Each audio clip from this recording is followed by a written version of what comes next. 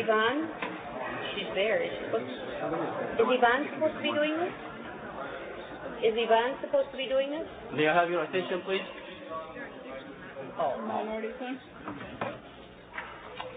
May I have your attention? Good evening, everybody. My pleasure to introduce this session to you. And unfortunately, we're starting late. I had been kind of hesitant to say it's our mistake, but hopefully you will forgive us for the delay in starting this program. The next session will be the treatment of women in Christianity and Islam. And I'll be the moderator for this session. My name is Hamid Ghazali. This session will have 10 minutes presentation instead of 15 minutes, since we have more discussions involved. We'll have 10 minutes presentation by each side. And then we'll have 14 minutes of interactive dialogue, and then 40 other minutes the discussants will come over here and make comments and interact with the rest of the panelists, and then we'll have the audience participation in the last half an hour. We have in this session on the Christian side Dr. Lewis Livesey, who's a professor of Christian ethics and dean of the doctoral program at McCormick Theological Seminary, author of several books and papers, among which A Christian Vision of Sexual Justice, Theological Reflections on Violence Against Women, Woman, Power, and Politics. And there are a couple of other books. If you're interested, you can talk to her, and we'll be happy to give you a piece of paper that includes all the biography about her. And then we also have Sister Jean Hughes. She's working for the 8-Day Center for Justice, working on human rights issues. She has a BS from Siena Heights College, an MA in Systematic Theology from Aquinas Institute. She's an educator and a community organizer. She's an Adrian Dominican sister. She lived and worked for 17 years in Latin America, and we're glad to have her with us today. On the Muslim side, we have Sister Aisha Bey on our extreme left over here. She's a teacher at Al-Ghazali Islamic School in New York. She has a master's degree in comparative literature from Pennsylvania State University, and taught in high school for 2 years in Turkey and 5 years in Germany. She's working on a master's degree in comparative religion. She's comparing Islamic law to Western law and issues pertaining to women. She's a Muslim since 1985, and you will find her experience unique for the topic that we are discussing today. And then we have Dr. Jamal Badawi with us over here, who is a professor at St. Mary's University in Halifax, Canada. He has extensive experience in religious dialogue. He's a producer of more than 200 TV programs on Islam. These programs are aired almost all around the Muslim world. He's the president of the Islamic Information Foundation, member of the FIqH, or the Islamic Law Council of North America, which is the highest authority in terms of giving Islamic verdicts in different Islamic issues, and taught courses on Islam in several universities. He's also an author of several papers on Islam, among which are the bridge building between Christianity and Islam and women in Islam. We will start with the presentation from the Muslim side. If you please come in, Sister Aisha.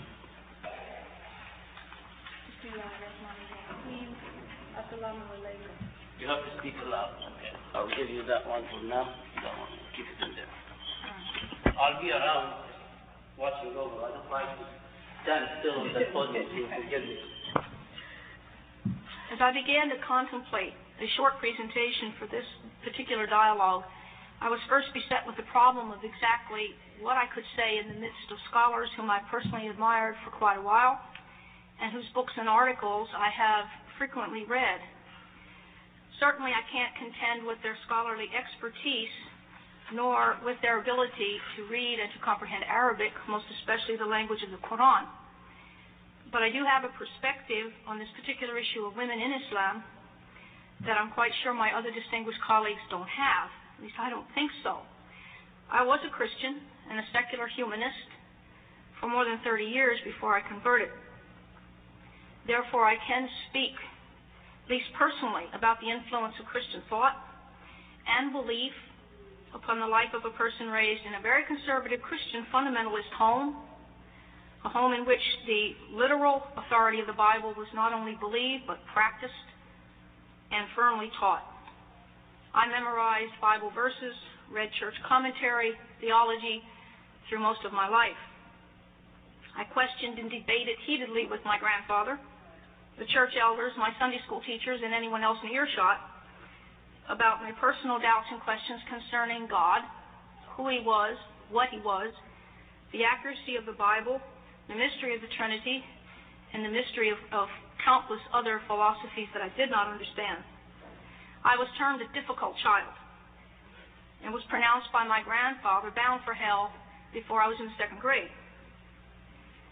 After my conversion, 1985-86, when I began to understand what the Quran was about, I really decided that Allah knew what He was talking about when He said that we are born a Muslim and it is our parents who make us a Jew or a Christian.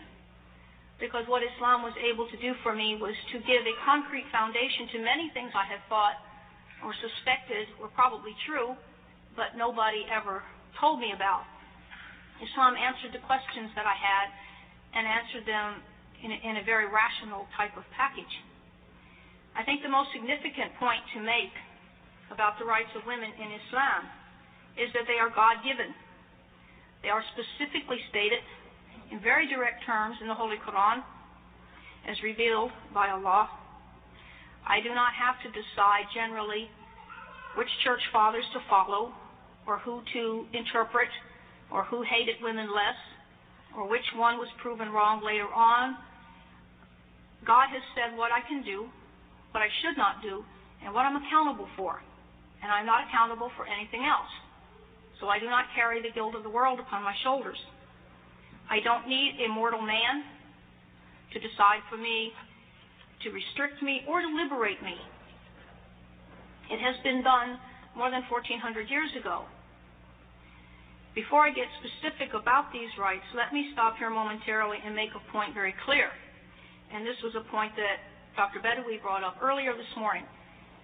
While God has granted women their rights in the Quran, and the Prophet, peace be upon him, has further clarified them in the Sunnah, it remains true that throughout the world, often Muslim men and women are guilty of being ignorant about those rights or being unaware that what they practice is cultural tradition, not Islam. Therefore, this cultural tradition is open to debate, it's open to criticism, and even rejection if it is not in line with the Quran and the Sunnah of the Prophet, peace be upon him. The fact remains, however, that as long as a woman can stand by the Quran and by the Sunnah, she can defend her rights, and she has them. They cannot be taken away. If they're taken away, she has a right to fight to get them back.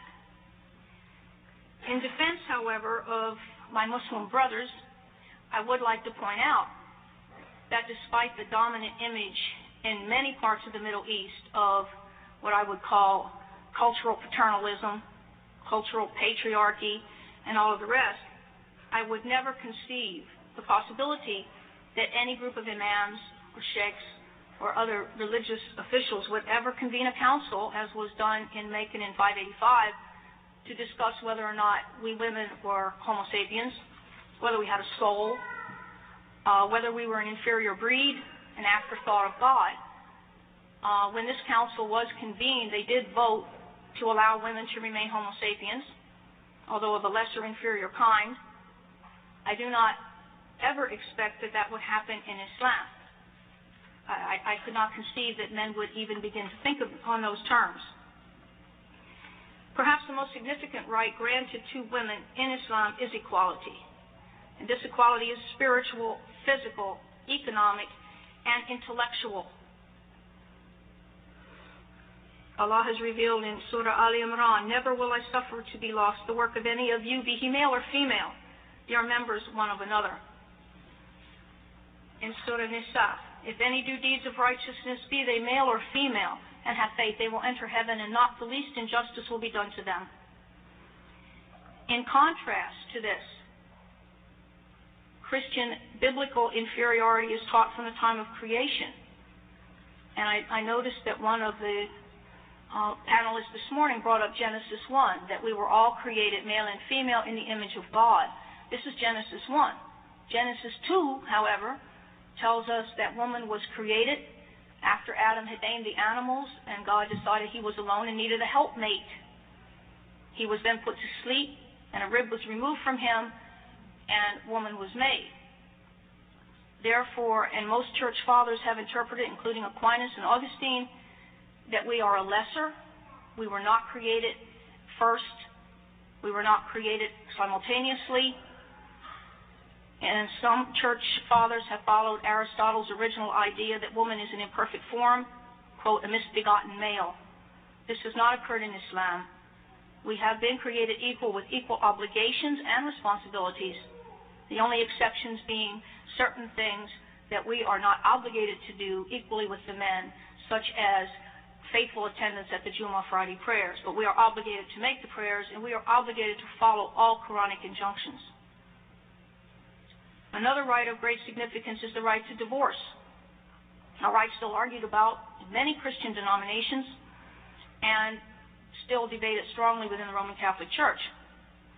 In Surah Baqarah, in verses 228 through 232, and I don't want to take the time to read all of them, Allah has clarified the points of divorce for men and women, granting women equal rights to divorce should there be cause to do so. Meaning, should she fear cruelty from her partner, or they simply cannot get along, and it is better to part amicably than to live together miserably. The point that I want to emphasize here is that women do have this right, and it has been granted from the very first revelations in Islam. The right is greatly discussed in the hadith of Muslim, Bukhari, and Dawood. The concept is that divorce is hated by God, and yet is permitted because Allah is wise and knows that sometimes we humans suffer many frailties, and it is better for us to part than to be miserable. My personal experience in this area still is very, very strong in memory. My mother divorced an alcoholic, abusive husband in the year of 1953. She returned home to her father, who to his dying day considered her an adulteress and not worthy of entrance into his church because she had remarried. He quoted to her Matthew 19, verses 3 to 9, in which Jesus said that anyone who marries a divorced woman is guilty of adultery. And of course for the woman also, if she remarries. Another point of matter debated between Christian and Muslim, or between Muslim and non-Muslim in particular, is the dress code. And I realize here that I'm getting into more social issues than scriptural, but I'm sure Dr. Badawi can take care of scriptural references if we need them. The social issues I'm very familiar. Both many surahs comment upon the dress code of the Muslim female and detail many of the facts. The major concern, it seems, in the West is the wearing of the hijab, or the scarf, not the veil. I believe when I first converted, this was one of my major problems. There are commands given to us in Surah 24 to properly cover ourselves when we go abroad and when we go out. The commands are given to us in the Quran to lower our gaze and to be modest. We do not wear the hijab or the scarf as a symbol of our husband's authority over us. And I would like to make that very clear. This is not an Islamic concept. As a matter of fact, the concept of a woman covering her head as a part of a concept relating to authority of a male is taught by Paul in the first letter to the Corinthians in chapter 11. And he says, "For a man ought not to have his head veiled, since he is the image and reflection of God. But woman is the reflection of man. Indeed, man was not made from woman, but woman from man. Neither was man created for the sake of woman, but woman for the sake of man. For this reason, a woman ought to have a symbol of authority on her head." Islam does not tell us to cover our head because we need a symbol of authority to remember anything. It is a point of modesty, and it is a point for Muslim women to recognize one another. I can assure you, when I walk in an airport, the first thing I look for is the hijab on somebody who's there, I hope, to pick me up. All right. Another thing I would like to raise that is always brought up to us is the idea of polygamy and the issues of feminism. Polygamy is not an Islamic convention that is singular only to Islam. It also has existed in Christianity, has existed in Judaism. Unless the Christians want to deny the lives of their own prophets, we have Abraham, we have many of the prophets who had more than one wife, and their children have all been recognized. Martin Luther, the great reformer himself, stated, "I confess for my part that if a man wishes to marry 2 or more wives, I cannot forbid him, nor is his conduct repugnant to the Holy Scriptures." He himself asked for permission to marry a second wife while his first wife, Margaret of Savoy, was alive. A synod of reformers, 6 of them, approved and said that the Bible does not condemn polygamy, therefore it was approved. Sister Aisha, we'll discuss polygamy in more details. Okay. I would kindly ask you to I was asked to cover. Start because we're running out of time. On the issue of feminism and religion, I would like to say something here. I have been told by many Muslims that being a feminist is haram, it's wrong, it's a violation. I disagree. Well, thank you very much. I think we'll stop at this point. Thank you. Would you please have the presentation? Dr. Lewis? We're going to try to split this up 5 minutes apiece. So, and I'm going to start. First, I think I should say that, is this on? Yeah. This is for recording. This is for the... Okay. Oh. You all can hear me? Yeah. I think first I should say that to talk about the Christian view of women or the treatment of women or the rights of women is probably very difficult to do. There are traditions distinguished here not only between Protestant and Catholic, but within each of those traditions and many others, quite a diversity of views. Some of that has to do with a diversity of approaches to understanding Scripture among people trying to understand Scripture with respect to the issues of the treatment and rights of women. There's a considerable debate among Christian feminists about the interpretation of Scripture and what it means, and let me say at least 3 different approaches that often come together in many of us that are working, but that I would like to distinguish very briefly. One of them is represented by a number of Christian scholars. I would name Letty Russell and Rosemary Ruther among them. Look at the gospel, at what I sometimes call the big story, the sort of most important aspect of Scripture, the story of the gracious sovereignty of God shown to us, redeeming us and calling us to discipleship, and look at the other texts, particular texts about women, in relation to that dominant story of God's gracious love and rule. It gives them a way of, in a sense, prioritizing among texts, and we'll probably get into some discussion of the appropriateness of that. There are some other feminists, and I think of Phyllis Tribble on texts of terror, who have looked at specific, often neglected texts. In this case, she takes up the texts that have to do with violence against women and tries, by taking a careful look again at those texts, to show forth a sometimes neglected message of God's graciousness also, or God's wisdom, with respect to these texts that we never pay any attention to. And sometimes it's just the stories of historically the way women have been treated. The third one may be related to something John Pawlikowski talked this morning when he said we not only look at Scripture, but we look at tradition, we look at the interpretation of Scripture within the community of faith, within the life of the church.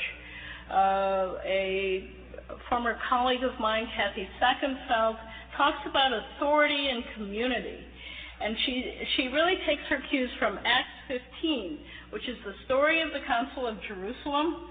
It's a story in which the council, all the sort of New Testament greats gathered about the question of whether the Gentiles, whether the newly converting Christians would have to be circumcised, like the Jews. And in a way, they came to a very radical conclusion. The conclusion that the Gentiles who convert to Christianity would not have to be circumcised. It was a radical decision that the church took in council. And Kathy is suggesting that we read the Bible not as individuals, kind of in the privacy of our study alone, but that we read it in the community with one another. We read it with attention to voices not often heard, and that out of that we will have a truer view, a more important understanding of the status of women in the community than if we just take random text about one thing or another. That probably does my time. Let me say three things very briefly about themes I think that we can take from Scripture and that might be important for our discussion. One has to do with what I'm more familiar with in the theological tradition than in Scripture. It's called the good of marriage. From Augustine through the tradition, Christian thought has always understood the twin goods of companionship or friendship as well as childbearing and childrearing. And they understood early on that friendship, they had after all read Aristotle, that friendship implied equality, though it was very different for the church fathers as it was to hold that when the culture believed so deeply in subordination. So we have a very mixed tradition, I think, with respect to marriage and to the relations between men and women more generally. Secondly, if you take Galatians 3:28, in Christ there is neither slave nor free, male or female, Jew or Greek. In a very fundamental text in the New Testament, you have the claim that ultimately, whether we're male or female, is not the crucial issue. And we get back then to our discussion of the doctrine of creation and human rights and the way in which all of us, male and female, share in the claims about human rights. And finally, I sometimes in my more radical moments say, what we have to remember, especially about the New Testament, is that it is not a story of the family, but a call to discipleship. And you can quote Jesus all over the New Testament saying, who is my mother, who are my brothers? Those that do the will of God. And so what is crucial as we talk about relationships, whether we're talking about family or other relationships between men and women, is that in this tradition, the important thing is faithfulness, is discipleship. It's not entirely determined by gender or gender relations. That gives you 3 minutes. I can't believe it. Right? I hope everybody will do the same as you, being so generous in saving the time. Does she get a word in at all? No? I think we'll give you a credit for that.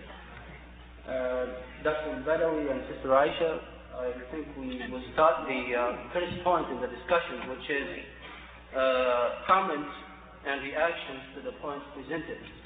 At this point, do you have any comments on the presentation of Dr. Lewis?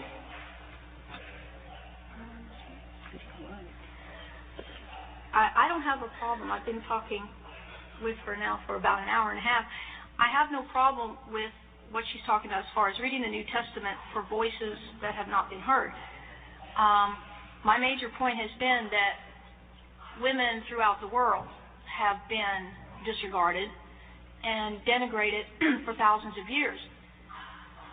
The difference, I know that there are many good Christian women involved in women's activities and groups. I have worked with them for many years, and I'm in full support of their objectives. As part of this dialogue, however, I think the point is, at the bottom line, that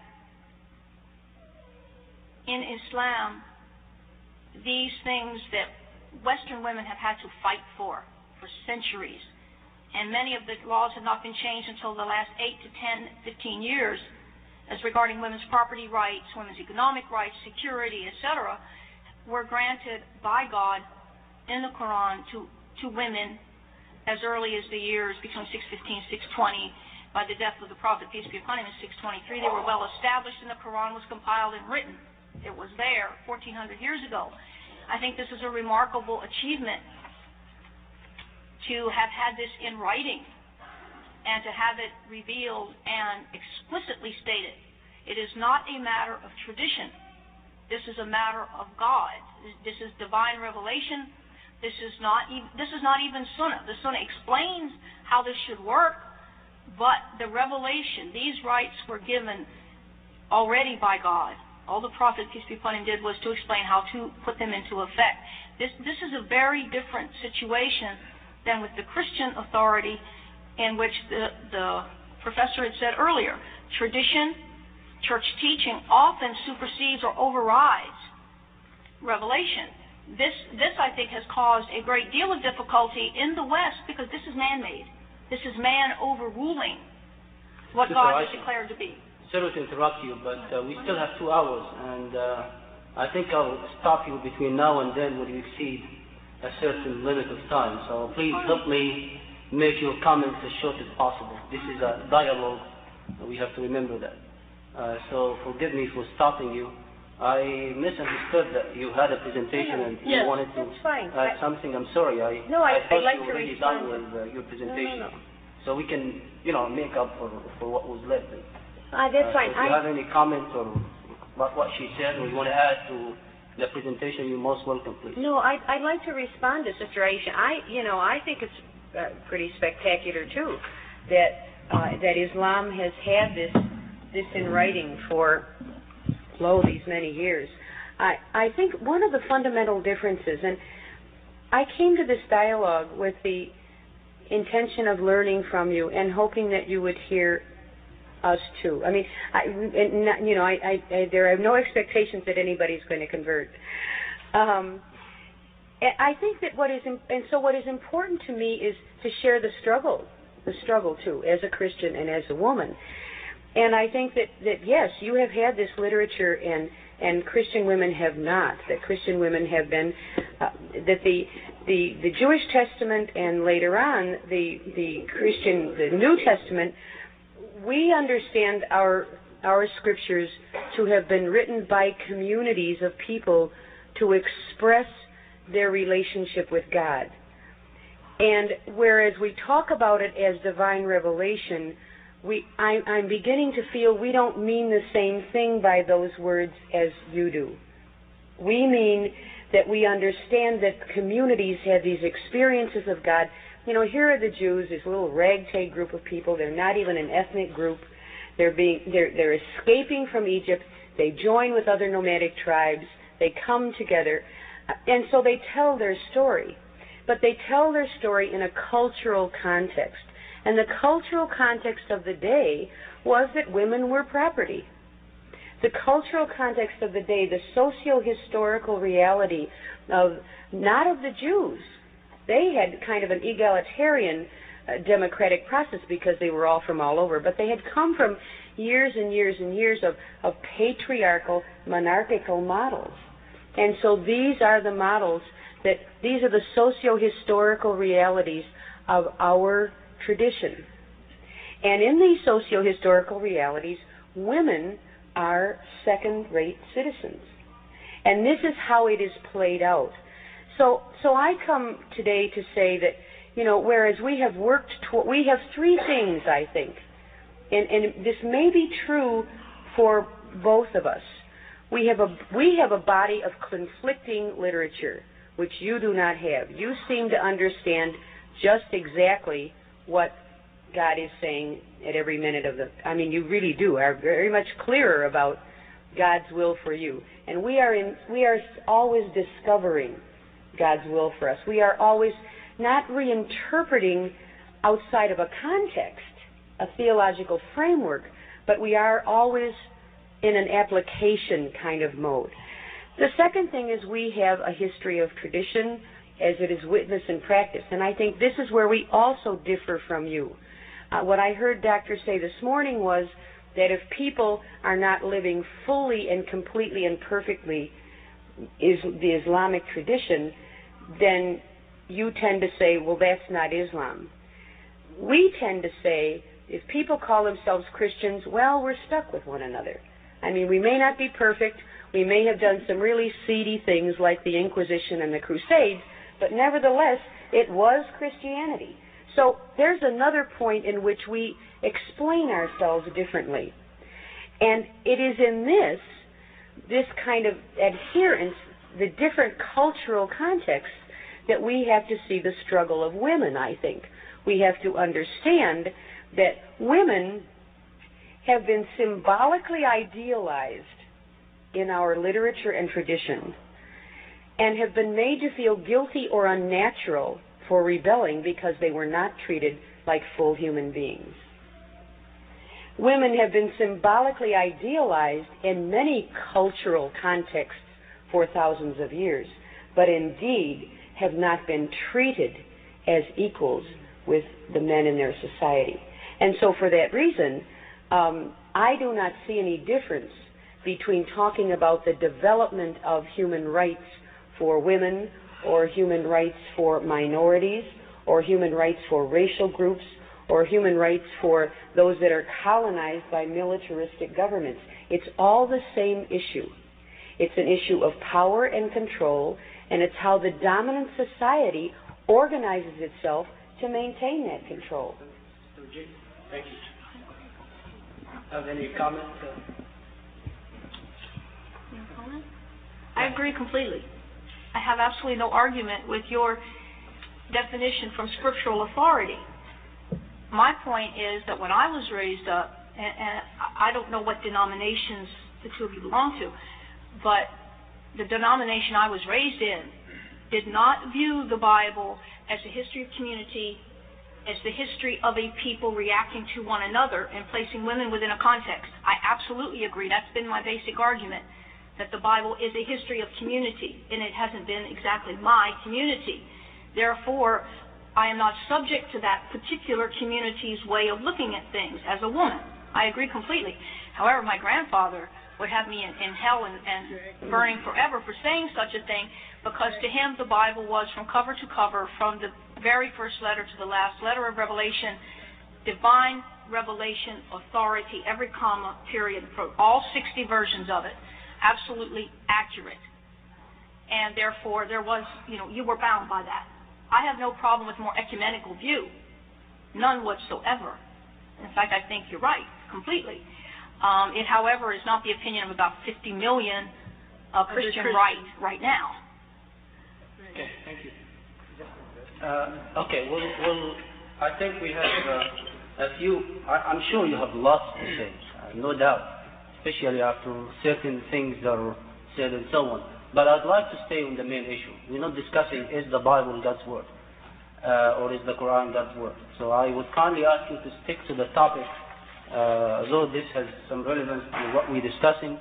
But please keep looking at this sheet of paper. That's what we're going to go with. I don't have that sheet of paper. I'm sorry. You didn't get the fax. I didn't get the fax. You didn't get my fax. So if you missed it, Oh, yes, I did. Yes, I did.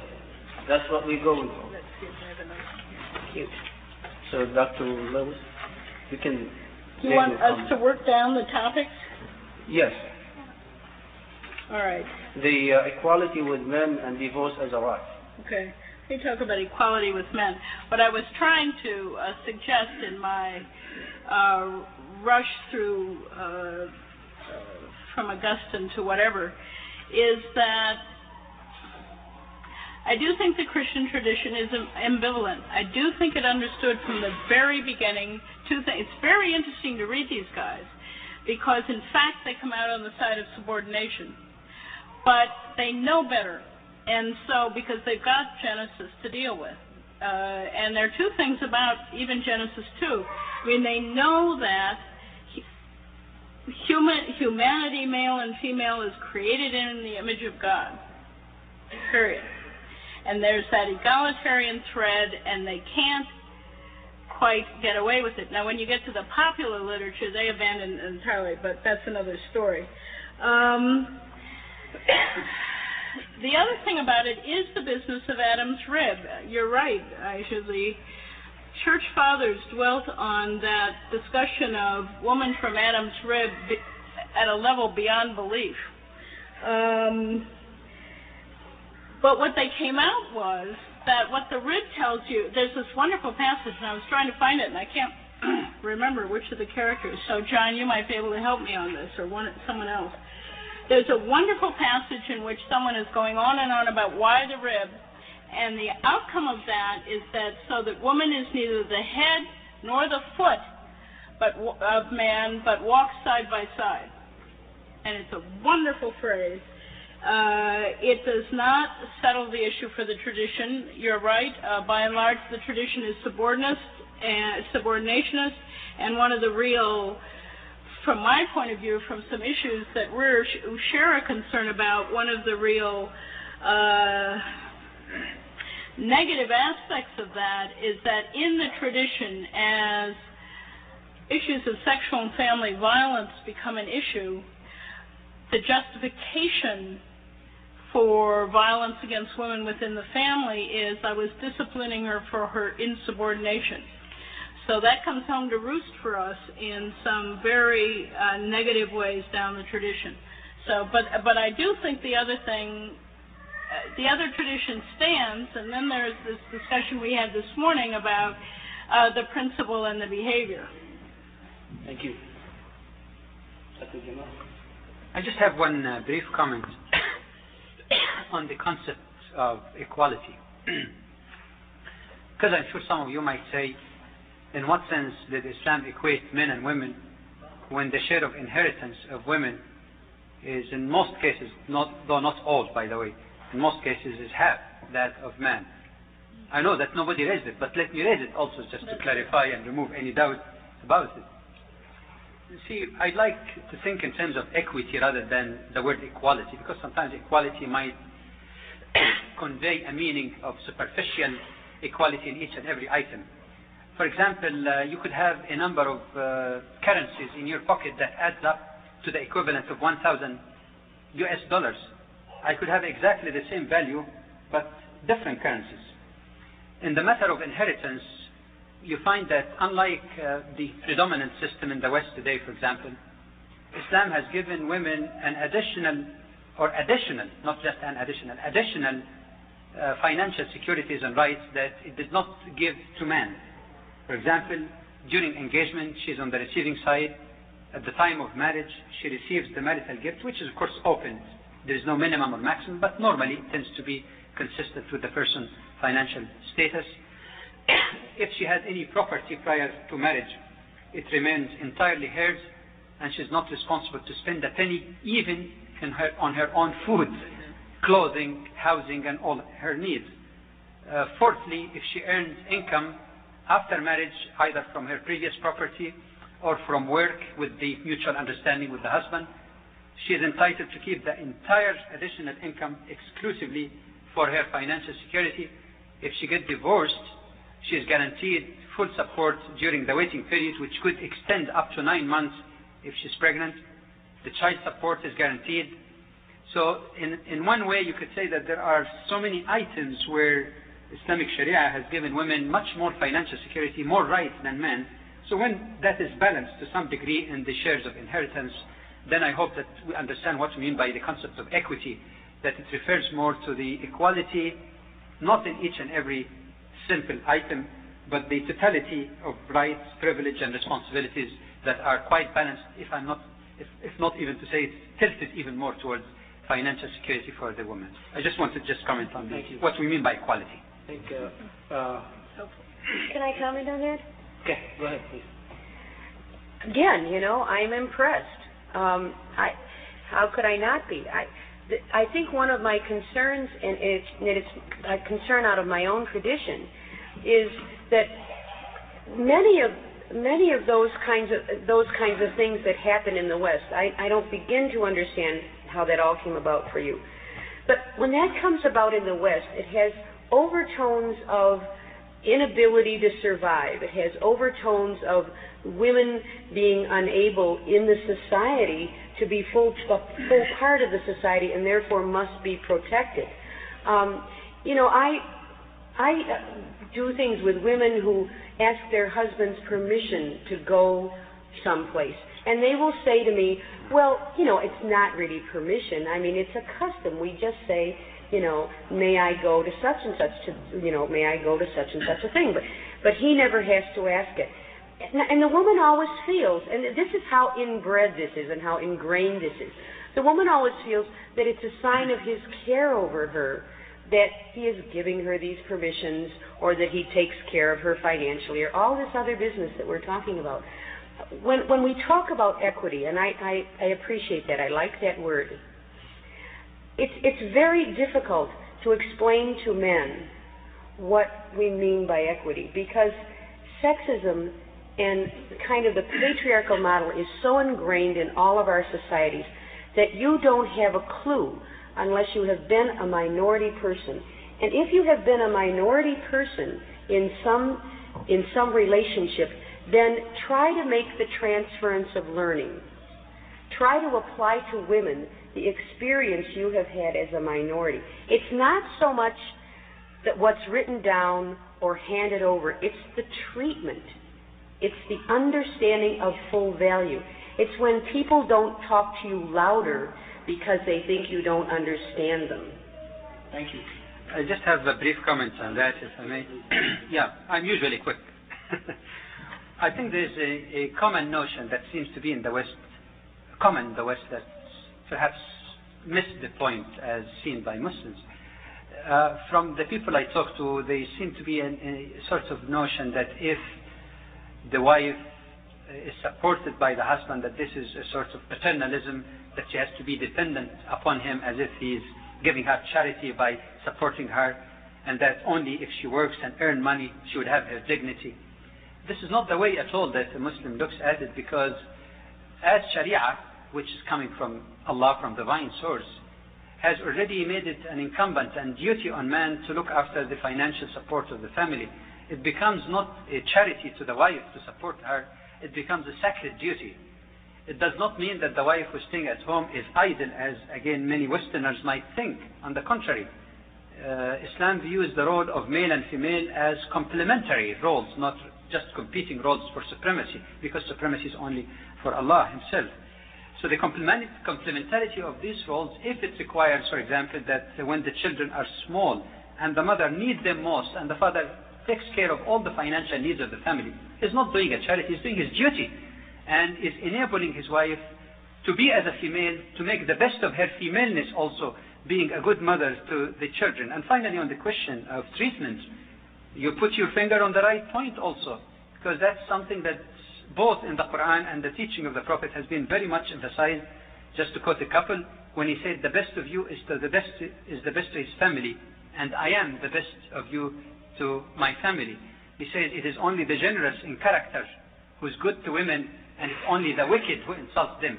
ما أكرمهن إلا كريم ولا أهانهن إلا لئيم. So when we deal with one aspect, it's actually within the context also of other areas. Since you started the treatment of women, and we have already an item that talks about the treatment of women as viewed by the scriptures, if you don't mind, let's pick up on that and save some time. So I'd like you to continue your discussion on the treatment, and then we'll move to that point and come back to the other point of divorce after we finish this point. You want me to continue on the question of treatment? Yes.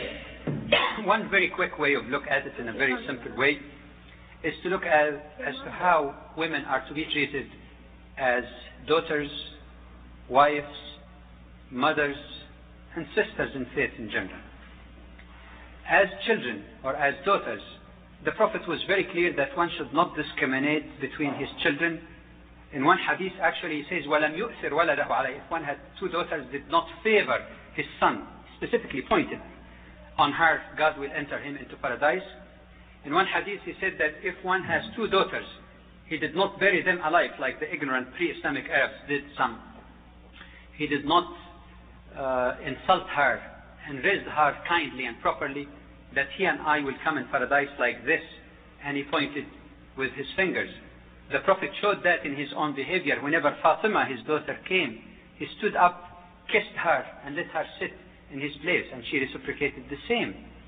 As a wife, suffice to refer to the Quran, Surah 30 in Ayah 22, of the signs of Allah, the signs of His mercy and wisdom, that He created you from your same type, same nature, min anfusikum, spouses, that you might find peace and tranquility in them. And He ordained between you love and compassion. Lo, herein are signs for those who reflect. And I quoted other hadiths also on how one should treat his wife. As a mother, even though this is a weak narration, but that's basically, but the meaning is correct. It says paradise is at the feet of mother. However, a much stronger and more authentic narration related to the Prophet is the famous story when a man came to him and he said, tell me, who among all people is most worthy of my kindness and good company? He said, your mother. He said, who's next? He said, your mother. Who's next? Your mother, only in the fourth time. He said, your father. My preferable way of putting it is like 75% of the kindness to the mother, 25% to the father, or to put it in Olympic terms, gold medal, first place for the mother, silver medal for the mother, bronze medal for the mother, and for the father maybe a consolation certificate. As a sisters in faith, the Prophet used a very beautiful expression that has two shades of related meanings. إنما النساء شقائق الرجال, that women are but, and the word shaqaiq in Arabic could mean two things.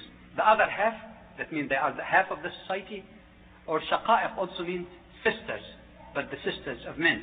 The Quran speaks about men and women proceeding from one another. بعضكم من بعض, you proceed one from the other. And this is just a short, very quick touch of many that are available. Dr. Lewis, was it you? Well, there are various tacks to take on that. I think one of the important things to say is that very often in the New Testament, if you look at Jesus' treatment of women, it radically challenges the kind of conventions of its day. And maybe one of the, and a lot of the stories of the Samaritan woman, of the woman who pours expensive oil and washes his feet, and a whole variety of stories are stories in which he treats women who would have been otherwise thought as outcasts, as strangers, as immoral, with care, with equality, and so forth. Perhaps the most important and interesting of these is that actually the witnesses to the resurrection are in the first place women. In a society where women were not allowed to be witnesses in a court of law. So there are many ways in which the New Testament challenges taken for granted assumptions about women's place. It probably is not a full story of the kind of thing we would talk about in a modern society of how we know justice for women when we recognize it. It's not entirely that kind of text, but it gives us some clues, I think, and it has given clues throughout the ages to people who don't always pay too much attention, that there is maybe another vision of the standing of women in this faith tradition. There is also a wonderful Old Testament text. I can't even pronounce his name. It's the daughters of Zelophehad, who come to Moses when their father dies and says, we have no brothers. We should be able to inherit the land, because otherwise his name will have nowhere to go. It was in part a patriarchal assumption, but nonetheless it had to do with whether women could inherit land, and Moses kind of hems and haws, and finally Moses goes to God, and God says they should inherit the land. So there are both in the Hebrew Scriptures and in the Christian New Testament glimpses, stories, ways for us to think differently about equality. And I agree with you that equality does not mean sameness. What we mean by it is a different thing. But I do think it's a text that gives us some reason to think that at least respect and care and love and a real honoring of women is a real part of the tradition. Not always practiced. Thank you. Didn't restructure society, I regret to say. Any more comments on the treatment before we move to the other point? On both sides. Okay, let me move to the next point, which is the divorce as a right. How do you view divorce in Christianity and Islam? You believe this? Okay, you can start.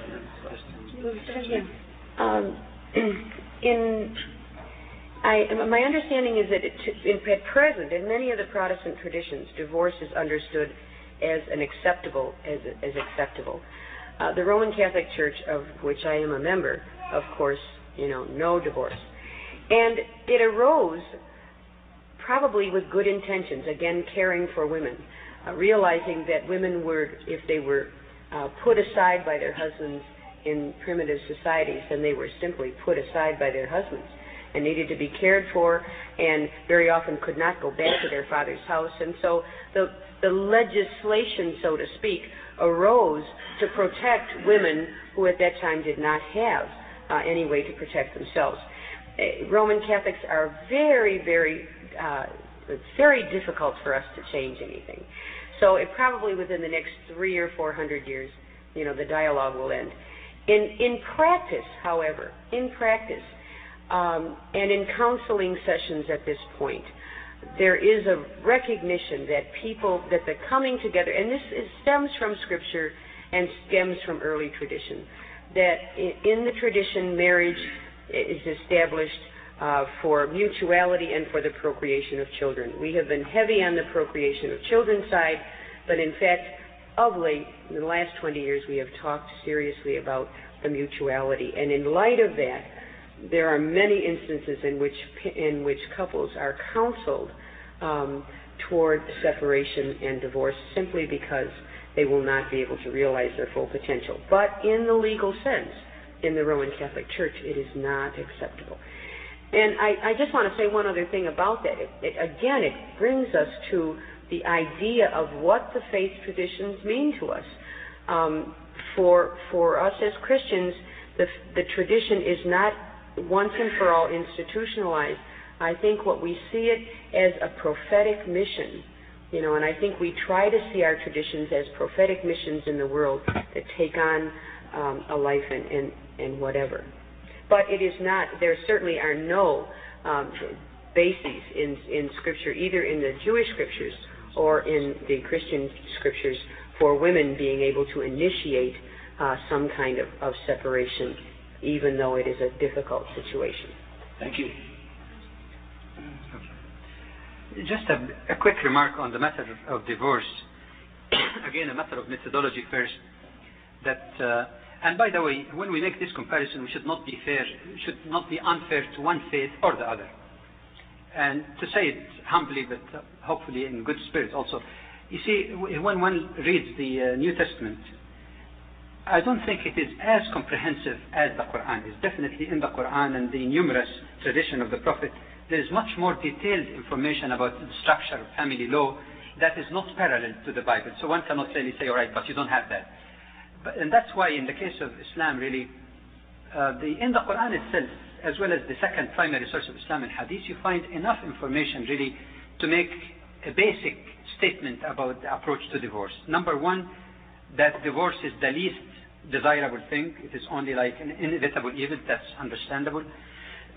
Secondly, that there are various forms of marriage dissolution, but unfortunately in the Western media sometimes some forms are never mentioned or heard of. One, marriage could be dissolved by mutual agreement between husband and wife, in which case he offers divorce. Two, divorce can be initiated by the unilateral utterance of the husband. That's legitimate. Three, divorce could be initiated by the utterance of the wife herself, if during the marital contract that was included as one of the conditions known as the asma remaining in her hand. Fourthly, even if the husband refuses to divorce his wife and he's wronging her, like for example abusing her or mistreating her, she has the right to go to a family court judge, present her case, and there are numerous bases in Sharia, very liberal bases actually, to the point of even saying that if he has bad breath that is very difficult and she was not aware of that before marriage, she could still ask for that. Not to trivialize the question of divorce, but to open the door for reasonable grounds. And if the judge finds this falls within the legitimate reasons, he can grant divorce whether the husband likes it or not. But there is one final form also, not only unknown in Western media, but I must say in all honesty, sometimes in some conservative Muslim countries, the scholars themselves do not speak about it too much. And that's known as khul' or divestiture, which means that even if the husband is at no fault, he's taking care of his wife, treating her properly, supporting her, he has done nothing wrong whatsoever. But for some reason or the other, private reason, the wife cannot stand living with him. Okay? And she doesn't want to go to court and put the dirty linen. She simply doesn't want to. In that case, she can ask for khul'. And khul' basically is the same like divorce, except that she would be willing in that case to return to him whatever marital gift he gave her. And that would prevent abuse, so that a woman does not get married to a man, get $10,000 marital gift, next day say, honey, I don't love you. Even though of course, honey, I don't love you might not go together. But anyway, coming next day and divorce him, marry another one. So the idea is that if she's sincere about it and there's no fault on his part, then it would be unfair to deprive him from the marital gift that he paid, with the understanding of continuation of marriage. So I hope that clarified the picture that divorce actually is mutual right. The procedure might vary slightly, but otherwise the right is there. Do you have any comments, Dr. Ross? I don't think so. I think Jean has talked to the fact that in different traditions this is different. I was actually sitting back here thinking about whether rights language is quite the language for this set of issues. Sort of the thing we back into also in the morning about homosexuality.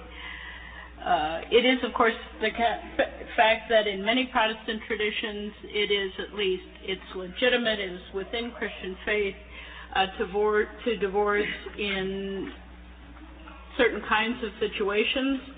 And it has become a real issue currently in situations of abuse.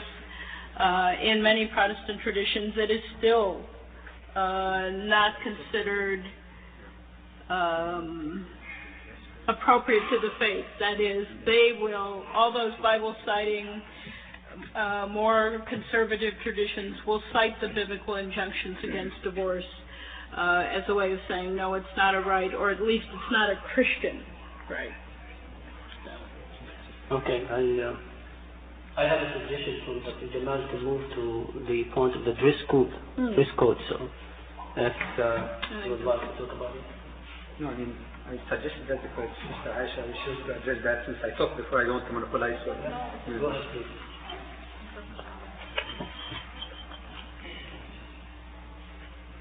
And ladies always have soft, nice voices, so get closer to the mic. The issue of the dress code for the Muslim woman has been one that is continually raised in the West, and I do believe in most cases is distorted by media. I don't believe that it is generally the intent of the common people of America to be extremely judgmental of the way we dress. It is different, but I do believe it has been distorted.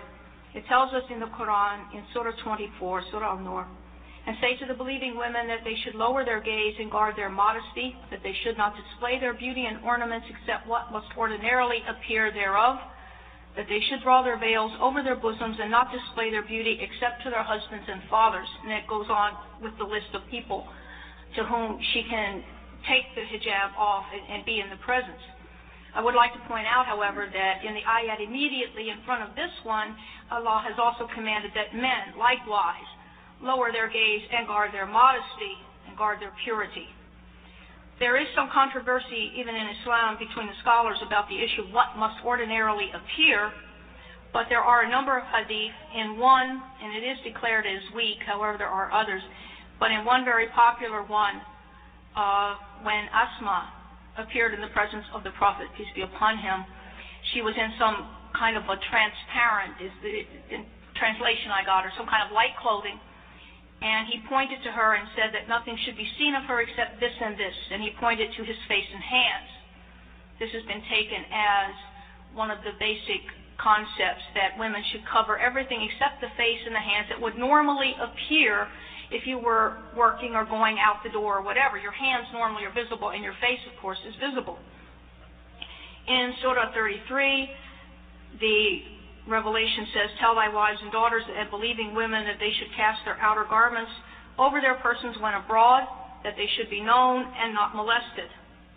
This again, the idea of wearing the jilbab or wearing a long robe or something when one goes out, throwing a cover over the body so that the body is not revealed to strangers, to men, and to other women on the street. This is just a point of modesty and chastity protection for the women. And I can testify to the fact that in this country, since I started to wear hijab and put on a jilbab most of the time, I can walk past construction sites and I don't get that "hey baby" and all this whistle stuff and all these other comments. They back up. Many times they cross the street and they go someplace else.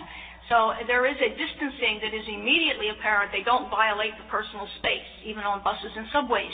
It's very rare that you will be pushed or that someone will even come and sit by you unless there's nothing else available. On the matter of covering the hair, the idea of the hijab, this also, I think, is quite clear from the Quran, that says to cover the body except for what would appear, the face and the hands. And it tells us in Quran to obey Allah and obey the Prophet. Therefore, if this is sunnah, and I have been told by some Muslims that wearing the scarf is really only tradition, it is not really a Quranic injunction, but the Quran does tell us to follow the example of the Prophet. Therefore, we wear the scarf. As far as it being any other symbol, no, and I mentioned that earlier. It is not a symbol of male authority, male dominance, or subservience. The North American Council of Muslim Women has a slogan that says, "I have decided to cover my hair, not my mind." So it is not a symbol of any regression, backwardness, or entrance into a society that says that we should be subservient and weak. Thank you. Just one quick comment. My wife was telling me something interesting that happened to her. A few years back, the Pope came to visit Halifax. In preparation for that, the Catholic Church gathered, all kinds of various orders of sisters and nuns and so on. And my wife happened to be passing by. So someone looked at her and he noted that she's covering like those sisters. And he said to her, "Sister, which order do you belong to?" She said, "None." But the point that really I'd like to make here is that it has been quite familiar for a lot of people to see Catholic sisters and others in their dress. They did not see that as ridiculous or imposition of any man. They thought that this is part of their personal religious commitment. Yet the strange thing about these biases and double standards sometimes, that some people would look at a Muslim woman like that with ridicule.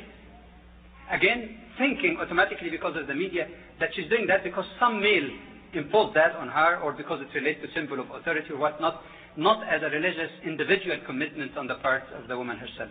Thank you. Please. Well, as somebody that was in a habit for 25 years, I can understand your concern. I don't think that I have ever heard of the dress of the Muslim women as indicating anything other than a reverence for your beliefs. And just as an aside, I was in a habit. I am a Dominican, and we wore these long white habits, and was in it for 20 years or so. And we made the choice to move out of them because they did isolate us from the public with whom we worked. People did look at us as different and kind of in a special way that was not conducive to our ministry. So we moved out of them. But I have great reverence for religious dress and for people's choice to wear what they want to, and I believe that women should be able to wear what they want to, and I understand that that's your choice to wear it, and I say go for it. Basically, everybody is in some. If we look around every day, we see all these men in suits. I mean, the question is there a dress code in Christianity or not? The question, there is not a dress code in Christianity, and there is also not what there is in Christianity is somehow a linking with the covering of a woman's body and her level of modesty, which is very questionable and needs to be addressed. Thank you. Dr. Ruth? Well, maybe, I don't know where you were going with that, Jean, but I could pick that up. Certainly there are traditions about modesty in the history of the Christian tradition, and especially the modesty of women. I don't know that we addressed the habit of suits of men, but I want to say something about, I think that's a strength, and I think there's a sense in which, particularly in a contemporary society where there is so much, in some ways, freedom, that is, women can be about in public in a way that they may not be able to be other places, that there may be some protection on that. I think we should be wary of our assumptions about this. From what we know about rape, the dynamics in that are power and control. They are not sensuousness, and in that sense, modesty is not a protection. This is not an argument against modesty. I'm more inclined toward it than less inclined toward it. I just think that there are some assumptions about the dynamics of violence and abuse that are not, in fact, borne out by some of the language about modesty will protect us. It's often said to women who are violated on the streets or harassed at work, if you would just dress more modestly or wear a long skirt or something, this wouldn't have happened to you. What we know about abuse is that that's not true. And so I want to affirm the dress code, but I want to flag what I think is a possible misinterpretation of how much it protects us. Thank you. I think we'll move to the other point, and if you have any other comments, we'll delay to the second part of the discussion participation. So take a note of that, raise it sometime in the next 40 minutes. Right now, we would like to talk about polygamy and the Bible and the Quran. Which scripture you want to start with? Well, we started reading last time, so we'll just go to either Sister Jean or Dr. Rose. Which scripture? Okay, number 5 here. Polygamy? Yes.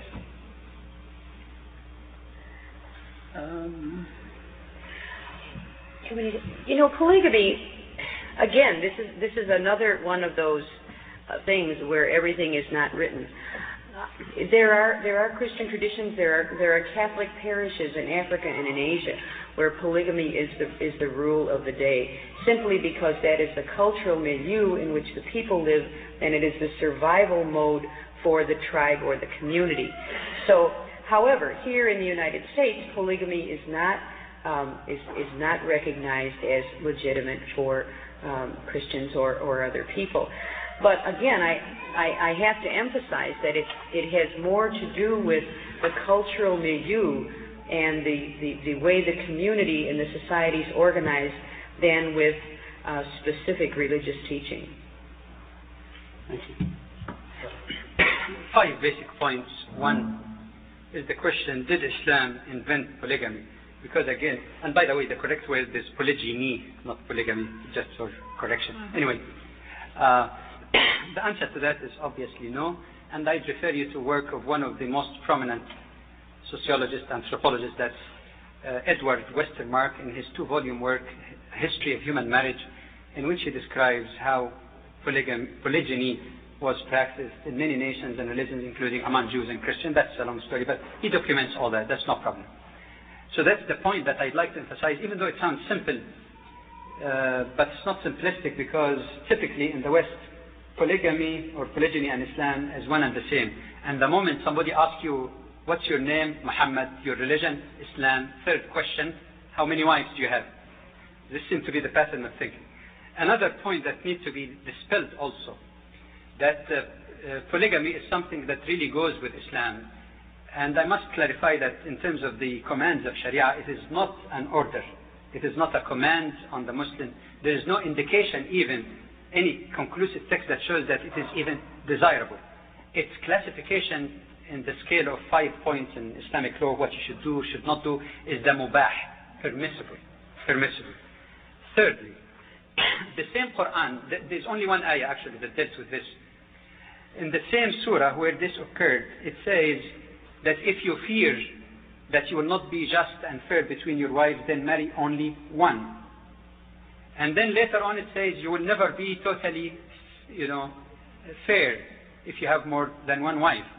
Which means actually, even though it does not prohibit it outright, it seems to indicate that in Islam, like in many other religions, monogamy actually is the rule, polygamy is the exception. And if we were to say that the basic rule of Islam is 4 wives, which is the maximum per man, you're talking about a demographic structure where you have 80% females and 20% male, and this is unheard of. My fourth point is that the proper interpretation also of the Quran is to look into the occasions of revelation, which might give some insight into the meaning.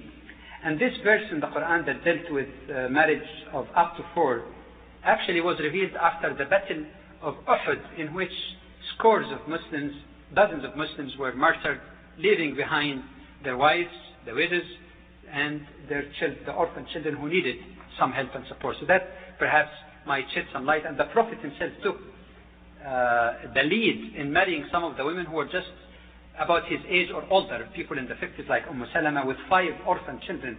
And that was quite clearly a humanitarian gesture to teach others that he should take care of them, because a widow is not just waiting for some handout or somebody to give her food. She needs the warmth of a home. Children need a father figure also for their upbringing. And finally, why didn't Islam prohibit it? Of course, there is definitely, and I agree with Sister Jane on this, sometimes we get too ethnocentric, and we think that something that might not suit our culture here in America should be applicable anywhere in the world, under all cultures, all circumstances, at all times. And this is, from the anthropological standpoint, quite nonsensical, really. Obviously, there are needs, there are places where polygamy might serve a function.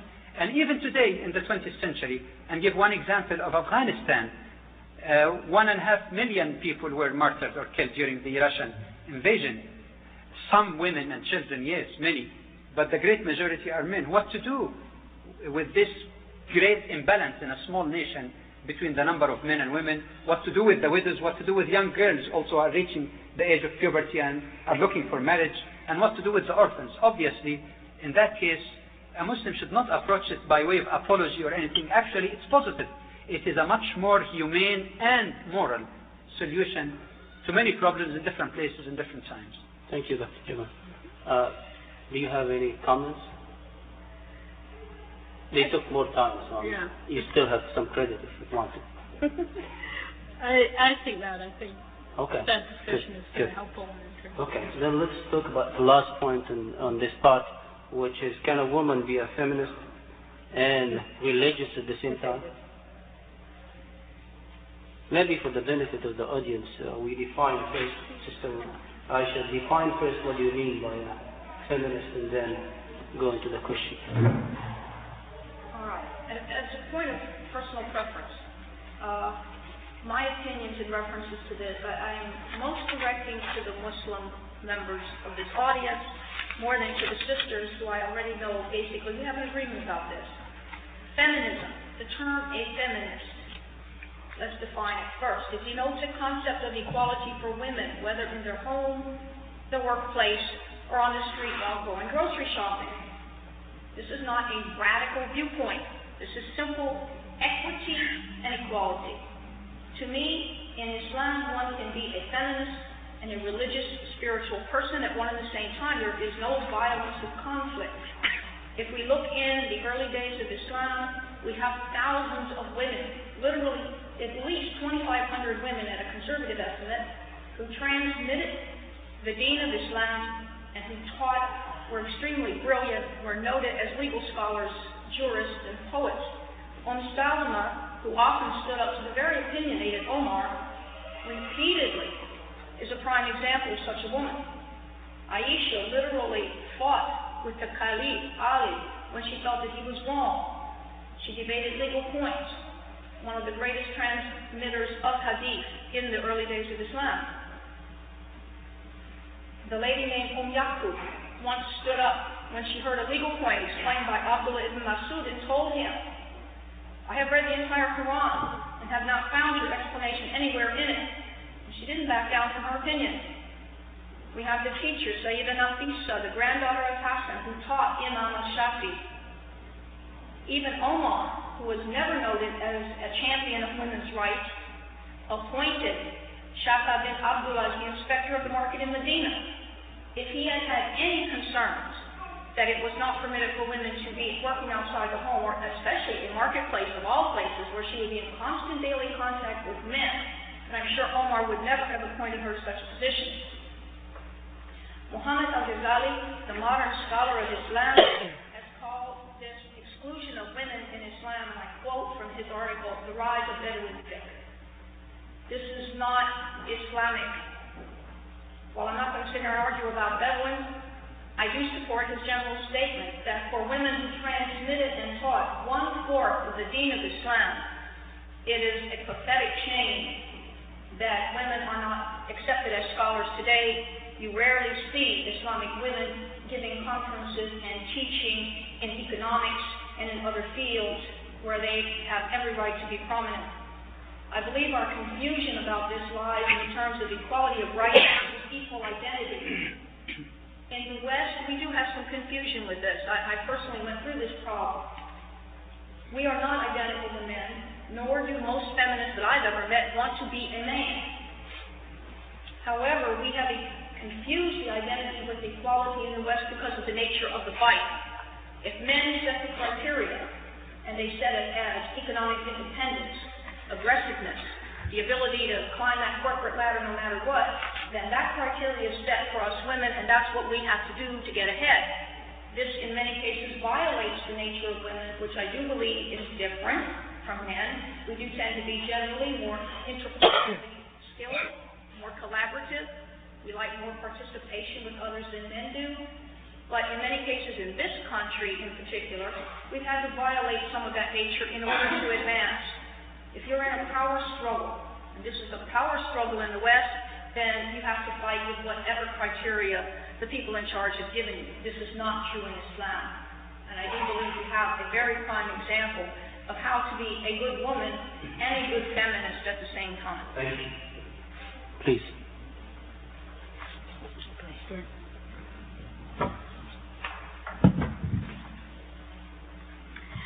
Well, I do believe that one can be a feminist and a Christian at the same time. And I believe that on grounds that Christian faith itself, in its affirmation of the creation of women and men in God's image, in its long tradition of discussing the covenant and the whole notion of mutual responsibility for one another, not necessarily specifically gender defined, in the understanding of shalom, which is peace, in a whole variety of ways. When I talk about feminism, what I mean by feminism is participation in the struggle for justice, really care and justice for women and between women and men.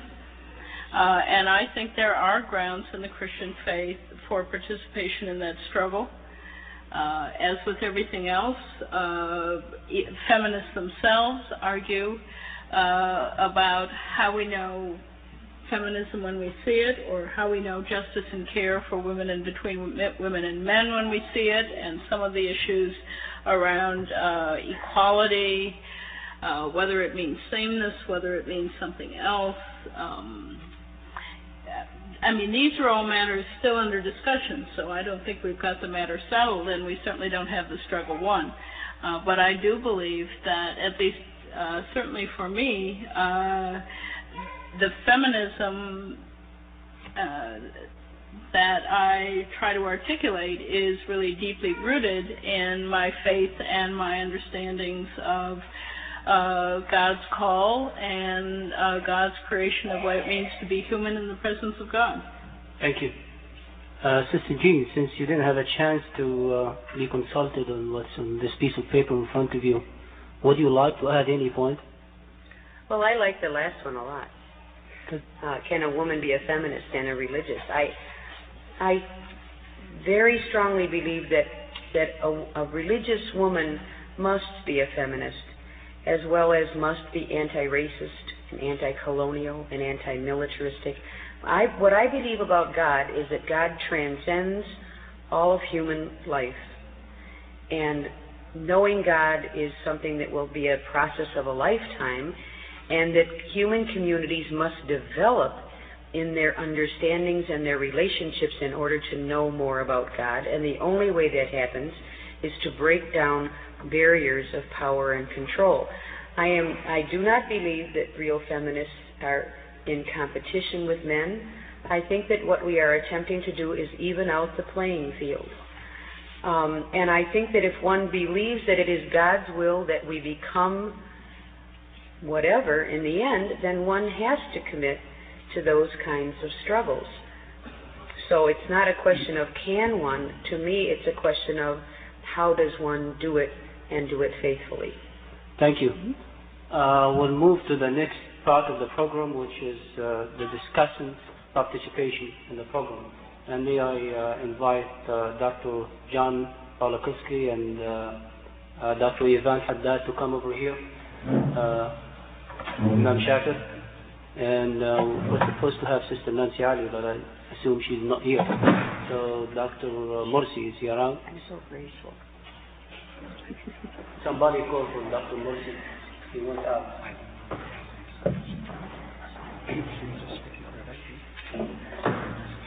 Look. Going to sit over there and divide the house? No, sit over here. Sit over here. Yeah.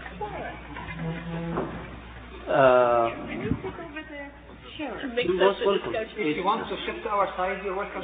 Well, the thing is, I don't like Hi, physically, I mean. Come in, please. Yeah. That's fine. Great. All right, thanks. And we'll welcome this gentleman right here. Good exchange in here. Maybe you should have said the pepper change. I think it's a good idea. She feels comfortable. Do you feel comfortable there? Why not? Good. Okay, let me introduce Dr. Ivan Haddad. Just move to this side.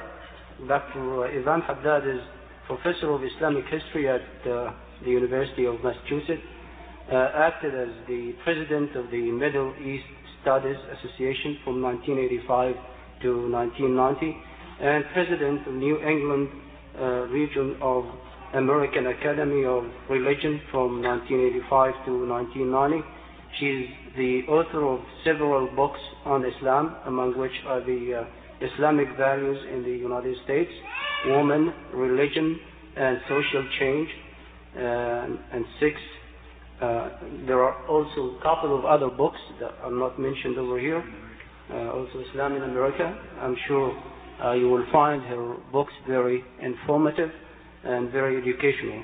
She's also the editor, she was the editor of the Muslim World Quarterly from 1980 to 1988. Dr. John Pawlakowski, who just came over here, is a servant priest, professor of social ethics at Catholic Theological Union, author of 10 books, including Catechetics and Prejudice, Sinai and Calvary, and other books. He is the senior editor of Theological Review and member of the editorial board of Exploration and a few other journals. He had frequent appearances on radio and television in the United States, including ABC, CBS, and NBC, as well as many other countries. We have Dr. Hussein Mursi, who just came in right now. He's the co-founder of the Christian-Muslim Dialogue and Research Committee, which is different than CORD, the Committee of the Religious Dialogue. This one is located in Chicago over here. Participated in many Christian-Muslim dialogues, including the first 2 dialogues that we did. And Imam Shakir al-Sayyid is the director of the Islamic Teaching Center of the Islamic Society of North America, ISNA, and he's the director of the Board of Education of ISNA also. He participated in many dialogues before, and he's a well-known speaker and credited speaker within the Muslim community in the United States over here. I hope everyone has that piece of paper that says that your role is to make comments and enhance the discussion that took place. So I would like to start with any of you who's ready to give his input or her input. Should we go ahead right here? Yeah, go ahead. Okay. This is a question to both sides of the aisle, as they say. Yeah, get closer to the mic, please. Okay. We've heard so much about the freedom of women, equality of women, so on and so forth on both sides. The question to the Muslim side, isn't it a sort of slavery to ask the women to obey their husbands to get to paradise? If that is the door through which they have to go, isn't this a form of slavery? On the other side, if it is true, as the Bible mentions it, that the brother of the deceased takes the right to marry the widow, isn't this also a form of making women like a commodity to be inherited? Good. No, there is absolutely no slavery if understood in the proper Islamic and Quranic terminology rather than the terminology that are commonly circulated among people. The question of obedience in Islam is not a matter of dictatorship or capriciousness, because the Prophet himself has already qualified what that obedience means. And first of all, he said, لا طاعة لمخلوق في معصية الخالق, that there is no obedience due to any human being if he tells you to do something contrary to what God ordained, which means that there is independent personality, even if you are not the boss, quote unquote, if you're not the leader or head of a family or group or company, nobody can tell you to do something contrary to what Allah. So there is limitation of what obedience means. It's not capricious command. Number 2, and this is also mentioned in the Quran, وَلَا يَعْصِينَكَ فِي مَعْرُوفٍ, describe good women who came to make the allegiance to the Prophet, and they say one of their commitment that they will not disobey you in ma'ruf, which means something, request which is reasonable and fair. And the Prophet himself emphasized that إِنَّمَا الطَّاعَةُ فِي الْمَعْرُوفِ, obedience is only in something reasonable. Once you redefine, because you see in the Western psyche today, when you use the word obedience, obey, it sounds more like, a military commander dictating. But in the Quranic terminology, it doesn't have that connotation at all. With this limitation, with this kind of definition, it becomes nothing more than the normal type of leadership that is expected in any society. Even if you have a community of men, you have a company, economic organization, social organization, they have to be someone who is responsible. And if somebody is responsible, obviously there is some reasonable obedience with discussion. And the Quran even does not speak about obedience without talking also about consultation. In fact, in the Quran, when it addresses even in the hard situation, the sad situation of divorce, when there is an argument between husband and wife about weaning the child, it says, فَإِنْ أَرَادَ فِصَالًا عَنْ تَرَاضٍ مِّنْهُمَا وَتَشَاوُرٍ فلا جناح عليهم. If they decide by mutual consultation that the child should be weaned, there is no blame on them. And here is the case of hard feeling during divorce. How about the normal, regular marital relationship? So once you put it in that context, it has a totally different connotation. Thank you. Please, any of you, including Dr. John.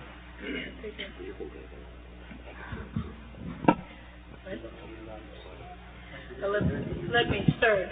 When I listen to that biblical injunction, I guess that is one of the places where I'm inclined, as we did when we talked about polygamy or polygyny, to talk about historical context.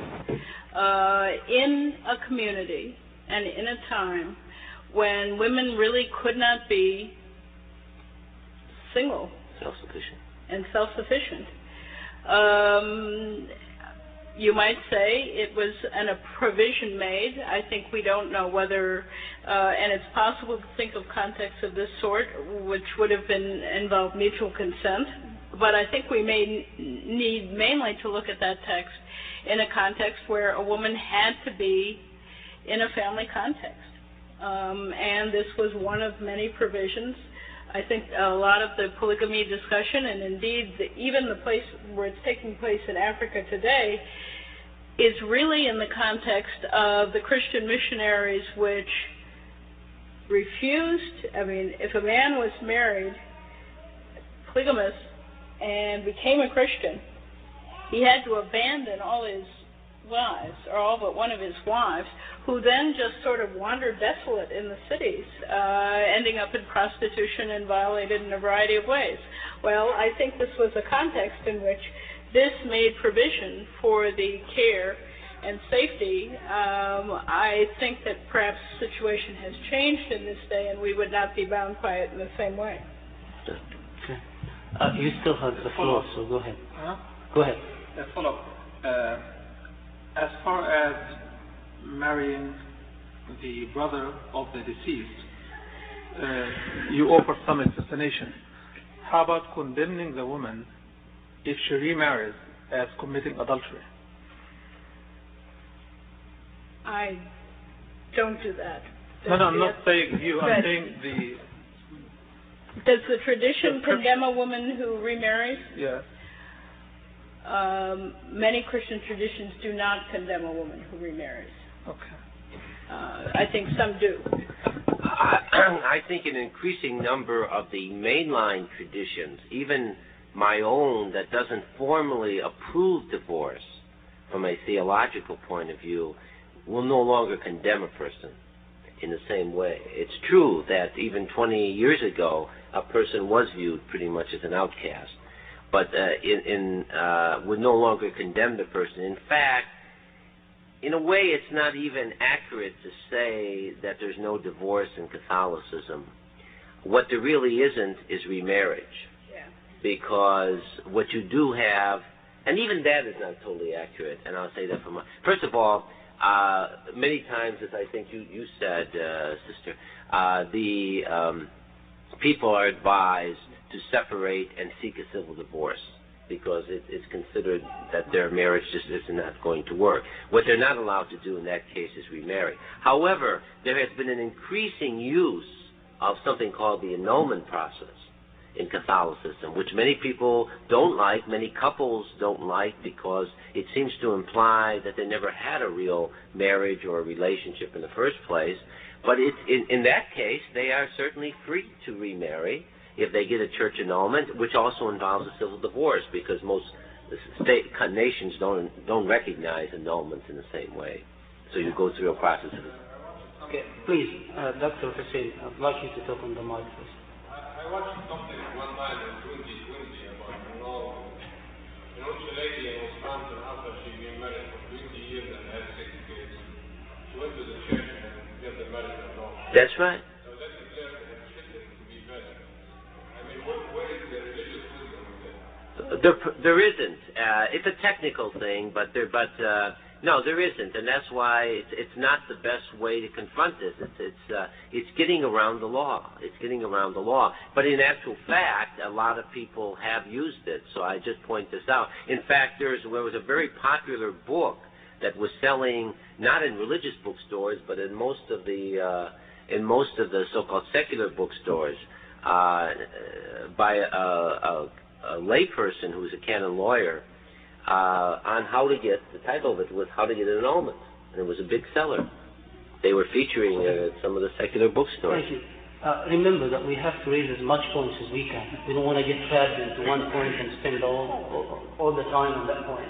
I'd like to have really real input from, we have about 40 minutes. Don't consume all of it in one point, please. I have a question which I'd like to. I have both a concern and a question, and I guess it's mostly directed to the Islamic side, Muslim side. One of my concerns in this whole direction is we've been talking about very specific situations in which the Islamic tradition, some of which I didn't know, I think has a very excellent view of the situation of women. However, when I look generally at Muslim societies, I'm hard-pressed to find one that I, as a social ethicist, don't see a clear pattern of male political power dominant in practically every phase, in all phases of life.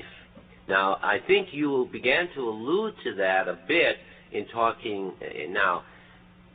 It's true, I think we have to make the distinction that we were pressing this morning. However, I think we can also go too far in pressing it. I mean, the reality is that in a way, Islam or Christianity don't simply exist as ideal types. They exist as embodied in groups and in people living in nations. And as I look in the Islamic nations, now, we certainly have had Islamic countries, Pakistan, where a woman has been the head of state. So it's certainly not impossible to have a woman achieve the highest level of political authority. But by and large, I guess I would not feel comfortable with this discussion when women were just assumed to have the right to full university education, to do the kinds of things that you were suggesting, be full participants in cultural life, not to have to ask permission of anyone to do this. The protest over driving, I mean, in Saudi Arabia, I see it as such a minor thing. It may not be so minor to the women in Saudi Arabia, but that's in a way only the tip of the iceberg. It is the total, who controls the society? You were beginning to get to this question, I think. That, I think, is a question that has not been addressed. Now, the other question I have, and I'd like to hear the response on it, it sounded to me like there was some advocacy of saying, well, that women are different, Islam protects that, and women should not get caught up in some of the power struggles of the Western world. Granted, there's a lot about Western society that disturbs me greatly, disturbs many of us. But the question is, are you thereby advocating that in the new Muslim effort to become part of the mainstream, which I see happening in North America, in Western Europe, you are saying that you do not feel that women, for example, Islamic women, Muslim women, should now assume major roles of responsibility in business, in government, in other areas of Western society. And the Muslim societies are one question, but I'm also asking the question of Western societies, because you almost seem to me to be advocating that because of a certain difference, that Muslim women should not seek this role in Western societies, and I would have some problems with that. Thank you. Can I answer that? Yes, please.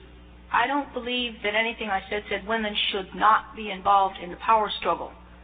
We need to be involved. It's obligatory upon a Muslim woman to be involved when there is wrong being committed. That hadith that was read this morning is applicable to the believers, of which I'm one.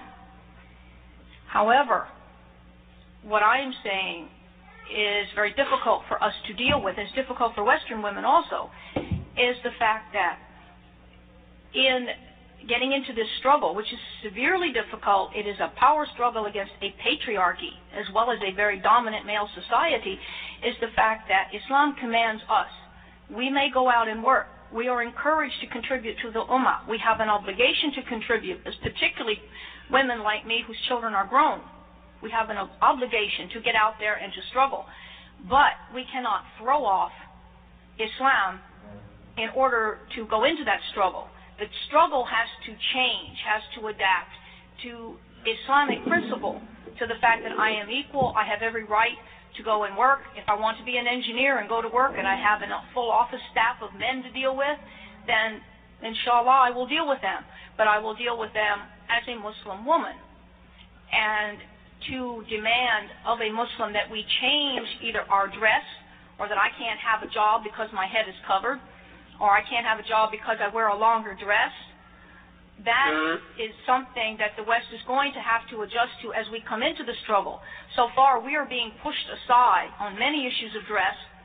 I'm a certified paralegal, but I can't work in a law office because I don't take this off. These are things that will have to be changed in order for the Muslims to fully participate. If the West is going to demand that we become less Muslim or less Islamic, then no, we will not participate in that sense. If that's what mainstreaming is, becoming like everybody else, then no. Then we have to draw a line. If, however, it means do we participate fully in correcting the wrongs in the society, then we are not only supposed to do it, we are obligated to do it. Thank you. Yeah, a couple of more points on this. Well, of course, as John said, the theological foundation of Muslim women participating in all affairs of society is well established. There have been a slight difference of opinion in interpreting one particular hadith about being head of the state. I don't want to get into that detail, but it's not really a matter of belief, or, there are various ways of interpretations of this. But I think what you were concerned about is how does that relate historically or in the present time? I can give you 3 examples that relate to the methodology that I mentioned in my earlier presentation this morning. The distinction, again, between a clear text in the Quran that they say the Quran says women shouldn't drive a car, for example. If you have such a text, nobody can argue with you. It's so clear. But this is not the case. You find many other interpretation has been subjected to the mood and the circumstances and the conviction and cultural norms, not Islamic norms necessarily, of the interpreter. I'll give you an example. The argument I heard about some of the jurists in Saudi Arabia, and by the way, this is the only country in the Muslim world that I've known that says restricts women from driving, that they say that this, to protect women, that there have been lots of people coming from other countries to work there, and there have been cases of molestation, and the best way is to make sure that woman is accompanied in the car, so that's for her protection. But this is not the Quran or Sunnah. This is an interpretation which is, to me, an erroneous interpretation. It is erroneous, number one, because the Prophet himself, when praising the women of Quraysh, he says, خَيْرُ نِسَاءٍ رَكِبْنَ الْإِبِلِ, among the descriptions that they are the best women who rode camels. Their camels represented the Toyota and the Mercedes and the Buicks of today. That's their transportation. So why don't we look at it in that respect in terms of analogy? Secondly, even if there is some argument for protection against possible danger or molestation, why restrict women from driving in the city like Riyadh, where it's all full with people going and coming? So I find that, again, a jurist can say that, but I find that a sort of thing that is not really ingrained on a clear text. A second example, can a Muslim woman become a judge? And you find lots of arguments historically among various Muslim scholars, jurists. Can a woman be a judge or not? There is no text in the Quran or hadith of the Prophet directly saying this. So it becomes a matter of interpretation. That's why you find some scholars raised in a given closed community, more conservative community. They said, no, a woman cannot be a judge, and they give you all kinds of rationale similar to the rationale of not driving. Yet you find Imam Abu Hanifa raised in Iraq, which is a more cosmopolitan community, is of the opinion by saying that if the witness of a woman is accepted in certain areas of the law, then why not her being a judge? Because there are similarities between being a judge and being a witness. Then you find an Imam al-Tabari looking at it in a more open way, the famous mufassir of the Quran, interpreter of the Quran. He says no. He says there is no text whatsoever, neither in the 2 primary sources of the Quran, of Islam, Quran and Hadith, that restrict that. He says there is no ground, and in his opinion, that a woman could be a judge in any aspect of the law. So these are just a few. As another example is the question of witness, only in financial contract, because some people went too far again, whether you really need more women than men and all of that. You find again that many jurists would tell you that the ultimate thing in the matter of witness is to establish justice. In our situation today, where a woman might have an MBA degree from Harvard University and knows about financial dealing than many men sweepers, how could we say that the judge could still reject her in a dogmatic basis and say, no, there should be more witnesses of women than men, because the purpose is to establish justice itself. And finally, 2 points. When we compare also historically, we have to be careful as to what point of time are we comparing and what part of the world are we comparing with. Unfortunately, Muslims are at a great disadvantage now, because you're comparing a particular level of progress in the West, Christian West, quote unquote, if that term is correct, which I doubt anyway, vis-a-vis the decline, the period of being in the lower ebb in point of history. But if you go back, compare it differently, at the time of the Prophet and his immediate companions, we find that women were involved in everything, including the battlefield, including fighting even, when they chose to defend the Prophet and defend their faith. That is the ideal, and that's the point of reference and of comparison. And finally, sometimes also, given the tradition in the Western society, even though of course I'm not saying that or implying that that's what you believe, but a lot of people, I'm talking about the public, somehow equate Islam with Arabs in the Middle East, not knowing that the Arabs, all the Arabs together, Muslims and Christians, are a small minority compared with the 1 billion Muslims, that the largest Muslim country is non-Arab, Indonesia, that there are in India a Muslim minority that is twice as large as the largest Muslim country in the Arab world, which is Egypt, 60 million versus 120 in India, for example. But the point here is that Islam is not, or Muslim world is not a monolithic thing. You could find, yes, in a place like Saudi Arabia, where a woman cannot even drive. Yet, you go to Egypt, for example, next door, and you find that women are serving in the highest possible position in the states. Some are in assembly, in the representative assembly. You go to Indonesia, you find that the role and engagement of women is different. In Nigeria, it is not the same like other places. So I think, again, which area are we comparing? There's a great deal of diversity, but the criterion really, how far or close are they to the ideal? Before I move to Dr. Ivan, do you have a comment on what was said, Dr. Barkoski? Well, the comment would only be that it's true about Egypt and a couple other places, but I see a challenge to that. And if I could say this respectfully, I mean, it seems to me that most of the women who have served in those positions that I have somehow been in contact with certainly do not, number one, adopt the Islamic dress code. Now, are they going to be, my question is there a new effort in Islam that will eventually root out these people who have made it? I get some sense from some of the Islamic women in countries like Egypt who have been part of the structure that indeed they're threatened, their position is threatened by some of the new Muslim, draft. Well, first of all, you might have certain experiences. I do have experiences also of Muslim women in Egypt and other places who are highly committed and highly qualified and very active, like Dr. Abdeen, for example, who has established a charitable hospital, and she's well-known physician and doctor, and she's very committed also to her faith. There are many articulate.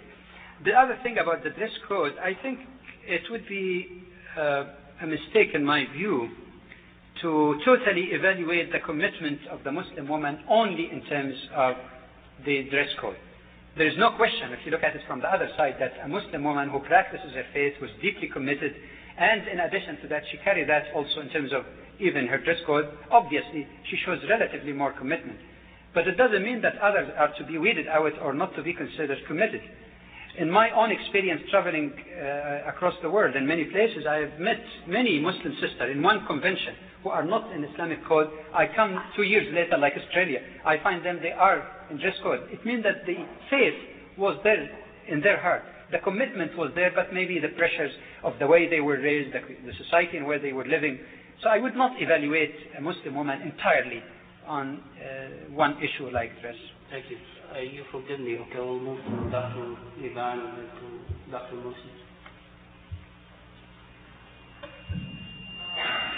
I don't know what to say. You can move to another point, by the way. Well, basically, my point is, And I'd like you to move to another point. I'm very uncomfortable about the fact that we keep setting ourselves up as Christians versus Muslims, and we're sitting there so we have to defend.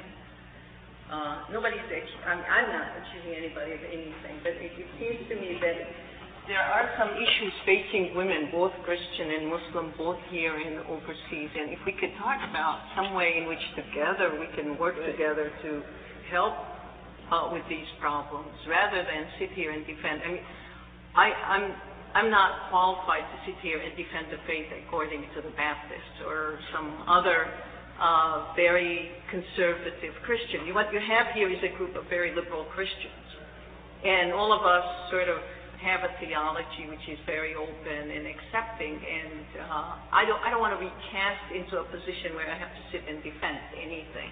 And I find this sort of going on like a ping pong game, and I'm very uncomfortable with it.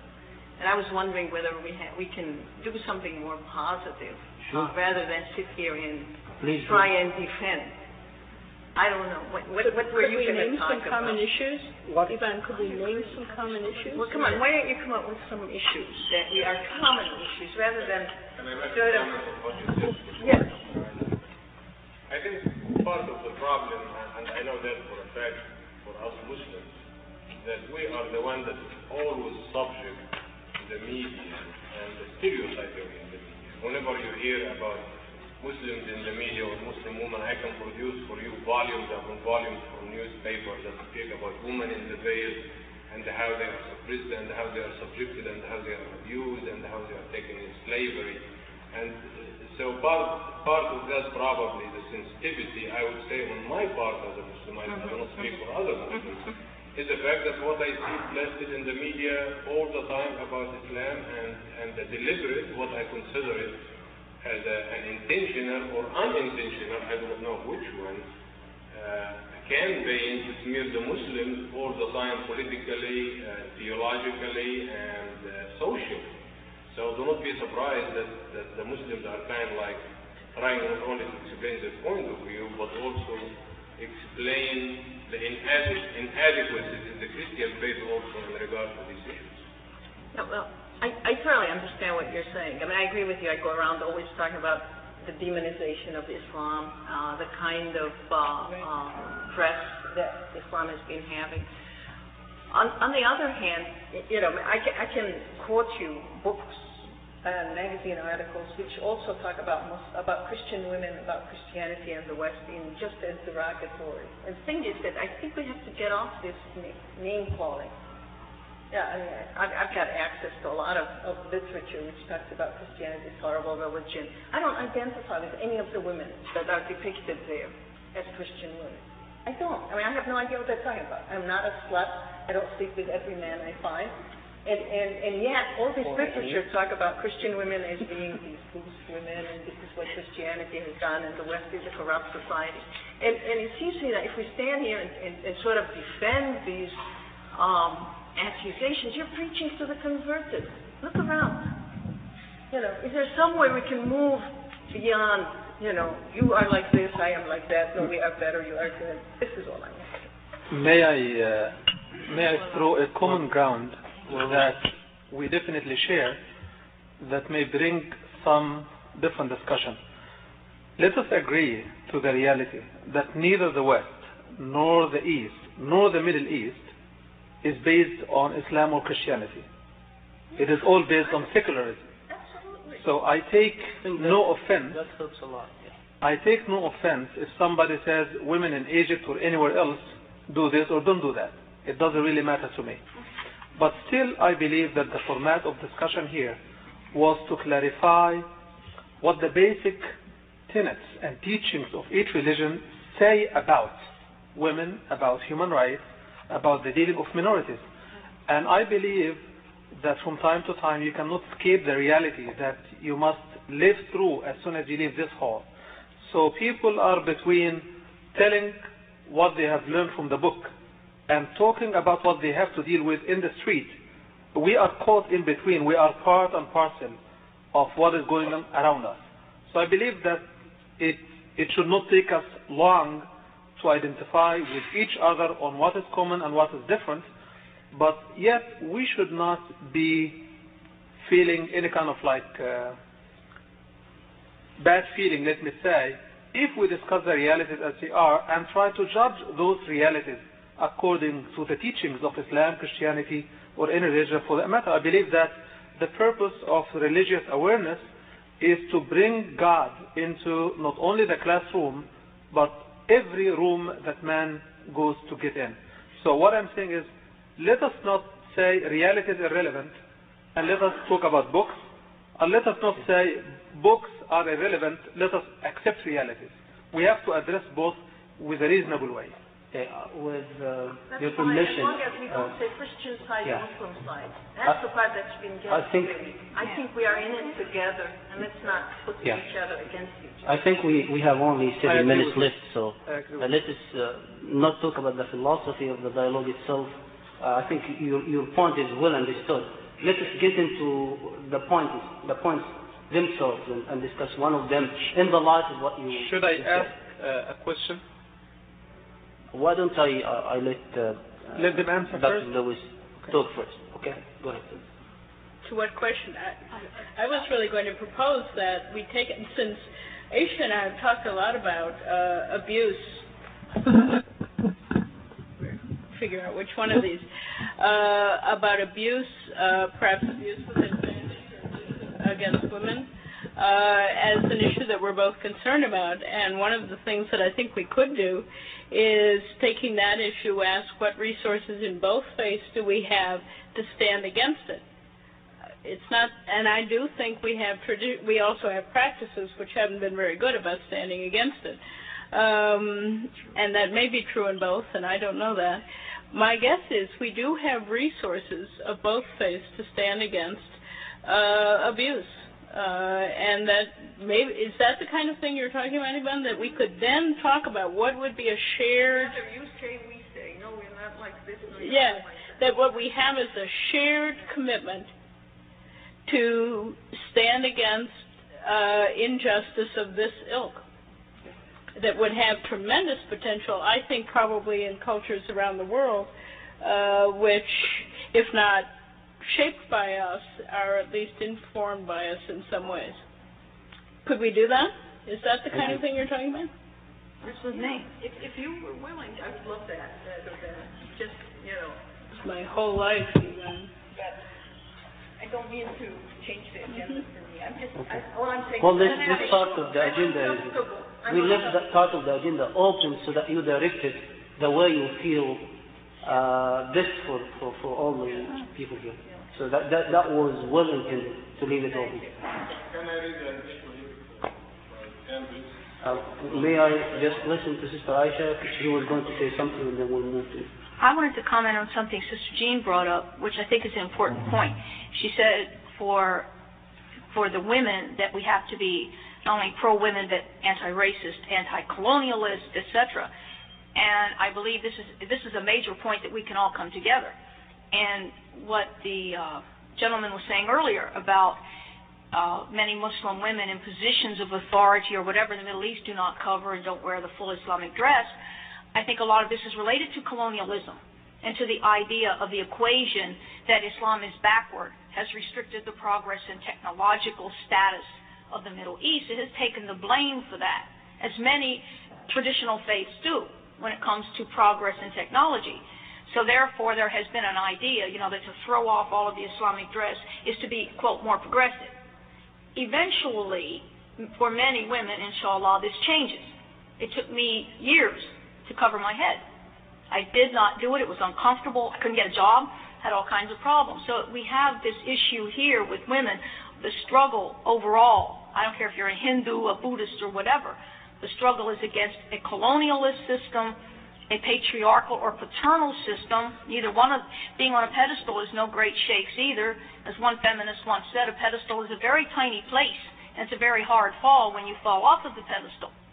So to be, raised to a position of honor in a very restricted atmosphere is no great thing either. And I think this is something we all have in common. And abuse of women is something that is rising even within the Muslim community, at least within North America. I have heard it addressed, even by Imam Shaker in khutbahs on a Friday, the issue of, child abuse, rigid discipline, this type of thing. These are issues that are coming up as the society is more strained and trying to, to handle itself in adaptation to this society. So we have very common problems here. And these are issues that all of us have to address, because especially for the Muslim, when we go out or we need assistance or we need counseling, aid, many cases we do not have the Muslim already available, the professional, psychologist, counselor, or whatever that we need. So our ummah, our community, is in a very serious need now to strive, to arrange for these things. And we have to work with our Christian counterparts and Jewish counterparts within this country, see how they did it, and be able to provide for ourselves in the same way and to get the aid that we need. These are very major issues, and we cannot do them separately. You want to make a comment to what she said? No, I basically agree, and I guess one of the things I hope would come out of this is not only what I think is happening, or at least speaking for myself, some better understandings of, in some ways, both Christianity and especially for me, especially Islam. But I would like to see that as a road to how do we confront some issues we share. I mean, and particularly since here we're talking about the treatment of women, how do we confront issues we share around the just treatment of women? And how can we combine resources? See, I think we have some common resources. My guess is, or my insight is, listening to this, that we have some different resources, but that could strengthen the fight. I will have to move to Dr. Morsi's little testimony here. I think one area that will help considerably if there is a little bit of understanding in Western societies to what Islam teaches and little bit better education, because to be honest with you, in most of my meetings in the last 25 years, all what I hear all the time is always negative aspect about the cultural aspect of the Arabs or the cultural aspect of the Muslims. And I think Dr. Alawaski brought a very important point, for example, by pointing to the cultural aspect of some Arabian countries, lack of permission for women to drive or to get jobs and things like that. So I think a good starting point would be for us to educate ourselves a little bit better about the history and the culture of the others. While the Muslims can point to the verses in the Quran, for example, that deals with the equality of the woman, that deals with the special status given to the woman, to the hadith, that puts the woman in a special place, the heavens are under the feet of the mother. When Muslims study the scriptures in Christianity, they don't see the same things that the Christians in Western societies try to promote today. For example, everybody tries to give you always the impression that women in this country have the right to vote forever, from day one. Or women was treated equally to the men. Up till now, they don't have any form of equality and they have to struggle. When you even look at the scriptures, you will find that the position of the woman is cast in an extremely negative aspect. So Muslims will look at things like that and say, that is a very clever way to turn the table on the Muslims instead of learning also about Islam and learning from the Muslims. Thank you, Dr. Hussein. I think we are coming to the end of this part, and we'll have to move to the audience over here. Okay, very good. Sure. You know how brief I am. I just want to add 3 practical suggestions on the question of abuse. Number 1, I think many reports seem to indicate that abuse of women and children, for that matter, seem to be very much connected with drinking. And women here does not only mean wife, but even girlfriend. So I think if Muslims and Christians also both work towards that ideal about, reduction of booze. Of course, I'm not saying that Christians should agree with Muslims fully of total dryness, but at least... pointing to an issue. Exactly, it is an issue. Secondly, I believe the way a person treats others depends on their religious motives. So by proper understanding of either Islam and Christianity, you avoid that because you give a proper motive. And I say proper understanding because some people could make distorted interpretation of text that does not mean at all what they want, and they take it out of context. So that has to be properly understood. Both sides, not sides, I don't like to this telephone, but Muslims and Christians alike should try to teach this. Thirdly, I think part of the family violence also may result from the lack of proper family counseling, especially for immigrants who do not have an extended family like they used to have at home. And I believe a great need is there to provide family counseling and help in resolving this problem before it gets too serious. Thank you. Go ahead. Somebody. We've been talking a lot about misunderstandings about Islam. I sincerely believe that it doesn't have a whole lot to do with the misunderstanding of the religious principles. I have to say that I think it's economic. The United States government is interested in the oil in the Middle East. There's nothing subtle about the United States government, and therefore it identifies Arabs as Muslims, and therefore you are the bottom of the totem pole. And, there's the collusion of the media and all of these kind of popular things. There is the whole Middle East business, the Palestinian and the Israeli struggle. I do not believe that the Arabs have supported the Palestinians probably in the way they should have, but nevertheless, there is a strong Israeli lobby in this country, so that's another thing. You're identified with the bad guys. And everything I heard you talk about this morning, terrorism, et cetera, that's all a creation of the United States government to take over the resources of the Middle East. So I think, whereas I think this has been wonderful for me and I've learned a lot, and I would like to continue this. I think in terms of actually addressing the problem is not religious. There have, to my knowledge, the Muslims and the Jews and the Christians have never fought over religion. It has always been territory or some kind of economic hoo-ha behind it, and we use the banner of religion, and people like, presidents of countries talk about God and country and whatever, and everybody thinks that it's a religious thing. I think we are, in terms of dealing with it, although this is a very healthy and helpful dialogue, this is not going to, I don't think, deal with the problems that you are facing in this country as a group of people that are being badmouthed.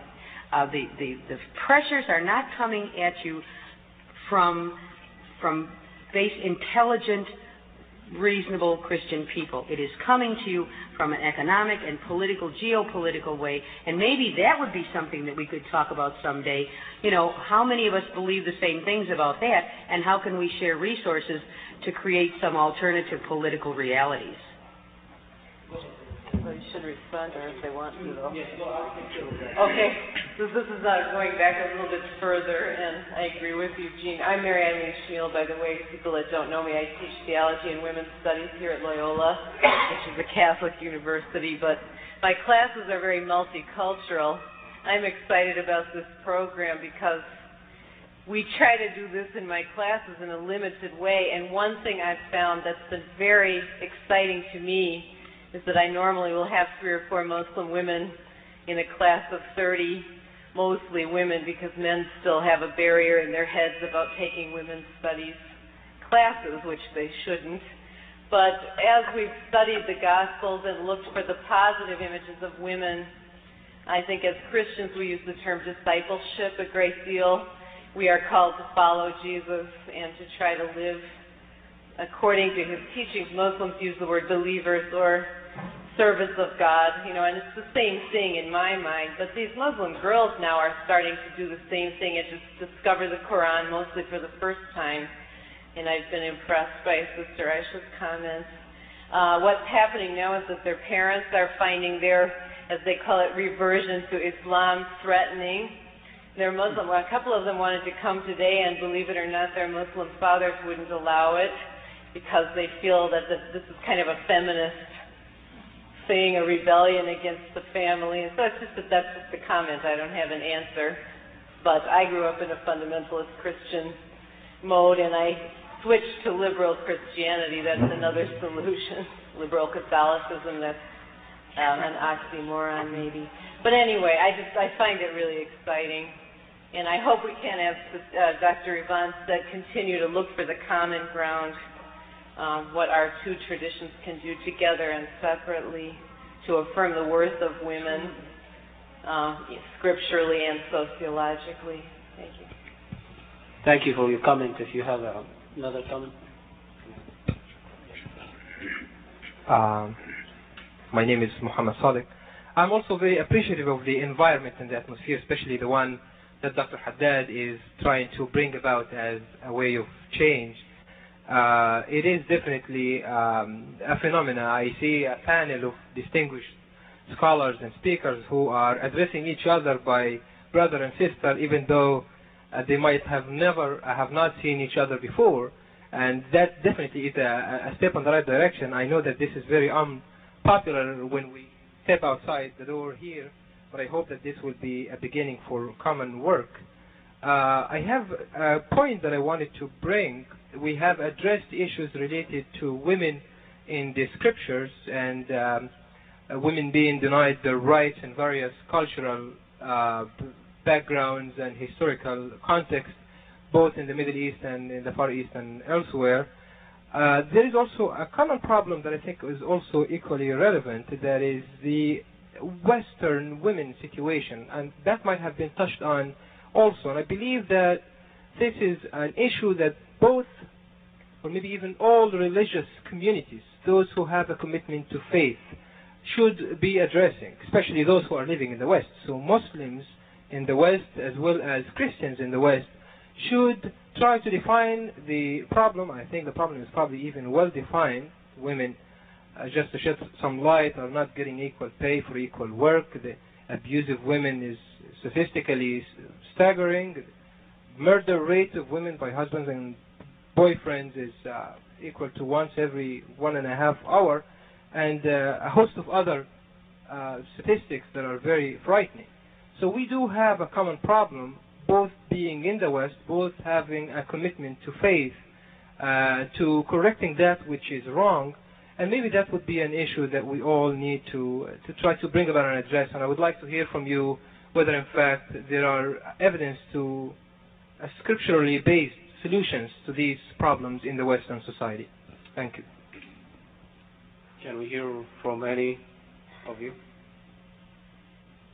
Can you repeat the question, just specifically?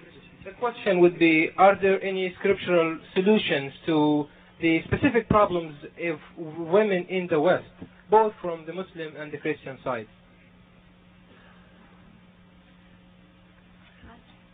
I respond. We'll both respond. I'm not going to get into like scriptural solutions per se. I think, again, education as to what is meant by women's equality, what is meant by equity, identity of treatment, simply the right to humane behavior on the part of the spouse and employer or anyone else. This is not just scripturally based, whether it's biblical or it's Quranic or it's based on the Torah. Hasn't very much to do with it. We've already determined that the problem is not whether it's Christian West or Islamic East or Shinto Japan. The point is that over the world in general, women are mistreated and abused, in many cases out of alcohol. This is one of the big problems, but also out of ignorance, out of fear that the espousal of women's rights, the right to speak, would, and the right to think and to be educated may, quote, lead her astray or give her, as my grandfather used to say, big ideas. These things are fears that are very common the world over as far as men are concerned. I think this is education. We have to talk to each other, what our expectations are, male and female, Christian, Jew, and Muslim, and proceed from a common objective of some sort to correct the problem. We can't all be going at the problem from different directions. I think in the question and answer period, I'd like you not to exceed 1 minute and the answer for everybody over here. So please stick to that guidance. Please go ahead. Well, it struck me that at least one of the themes that both of us have talked about has been the theme of equality, and its grounding in some ways in Quranic and biblical scriptures. And the argument I would make is that the reason it's important is because the alternative, a subordinationist view of the relation of women to men, has justified, has given rationalization to abuse, to this notion that this is in the name of the discipline of the insubordinate. I also think the other issue at heart in this is violence itself, and is the assumption that violence is an appropriate way to solve problems. This is a serious matter in the United States.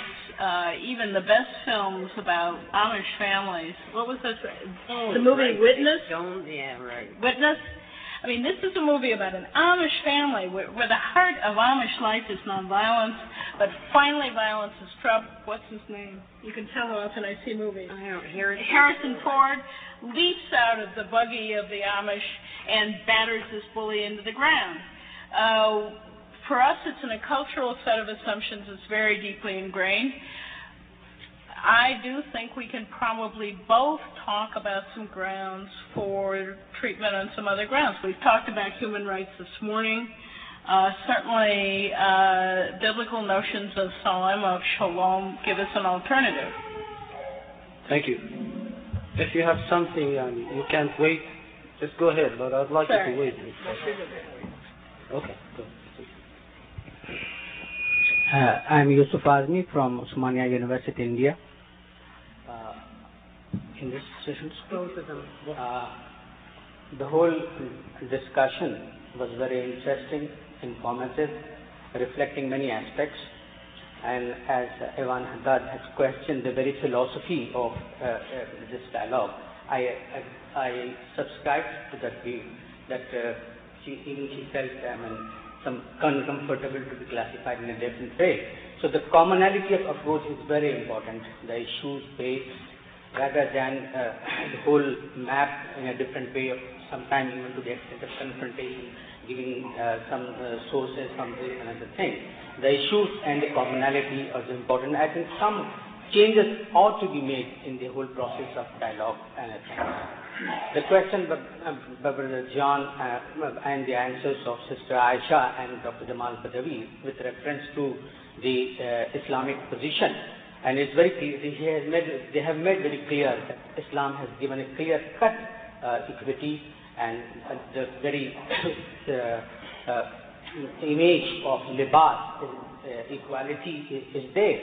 But the one thing, the question that was raised, when in abstract term Islam gives equality and equity and other things, but in reality definitely there are certain, whether they are cultural constraints, I do not say that it is only cultural content. I may disagree partly with Dr. Jamal Badawi, but the wrong interpretation of Islamic injunctions also.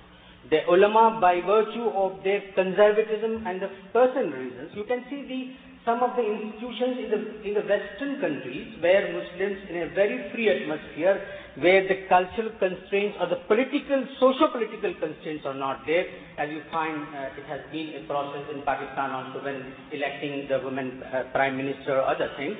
So the constraints of the interpretations are also there in addition to the cultural constraints.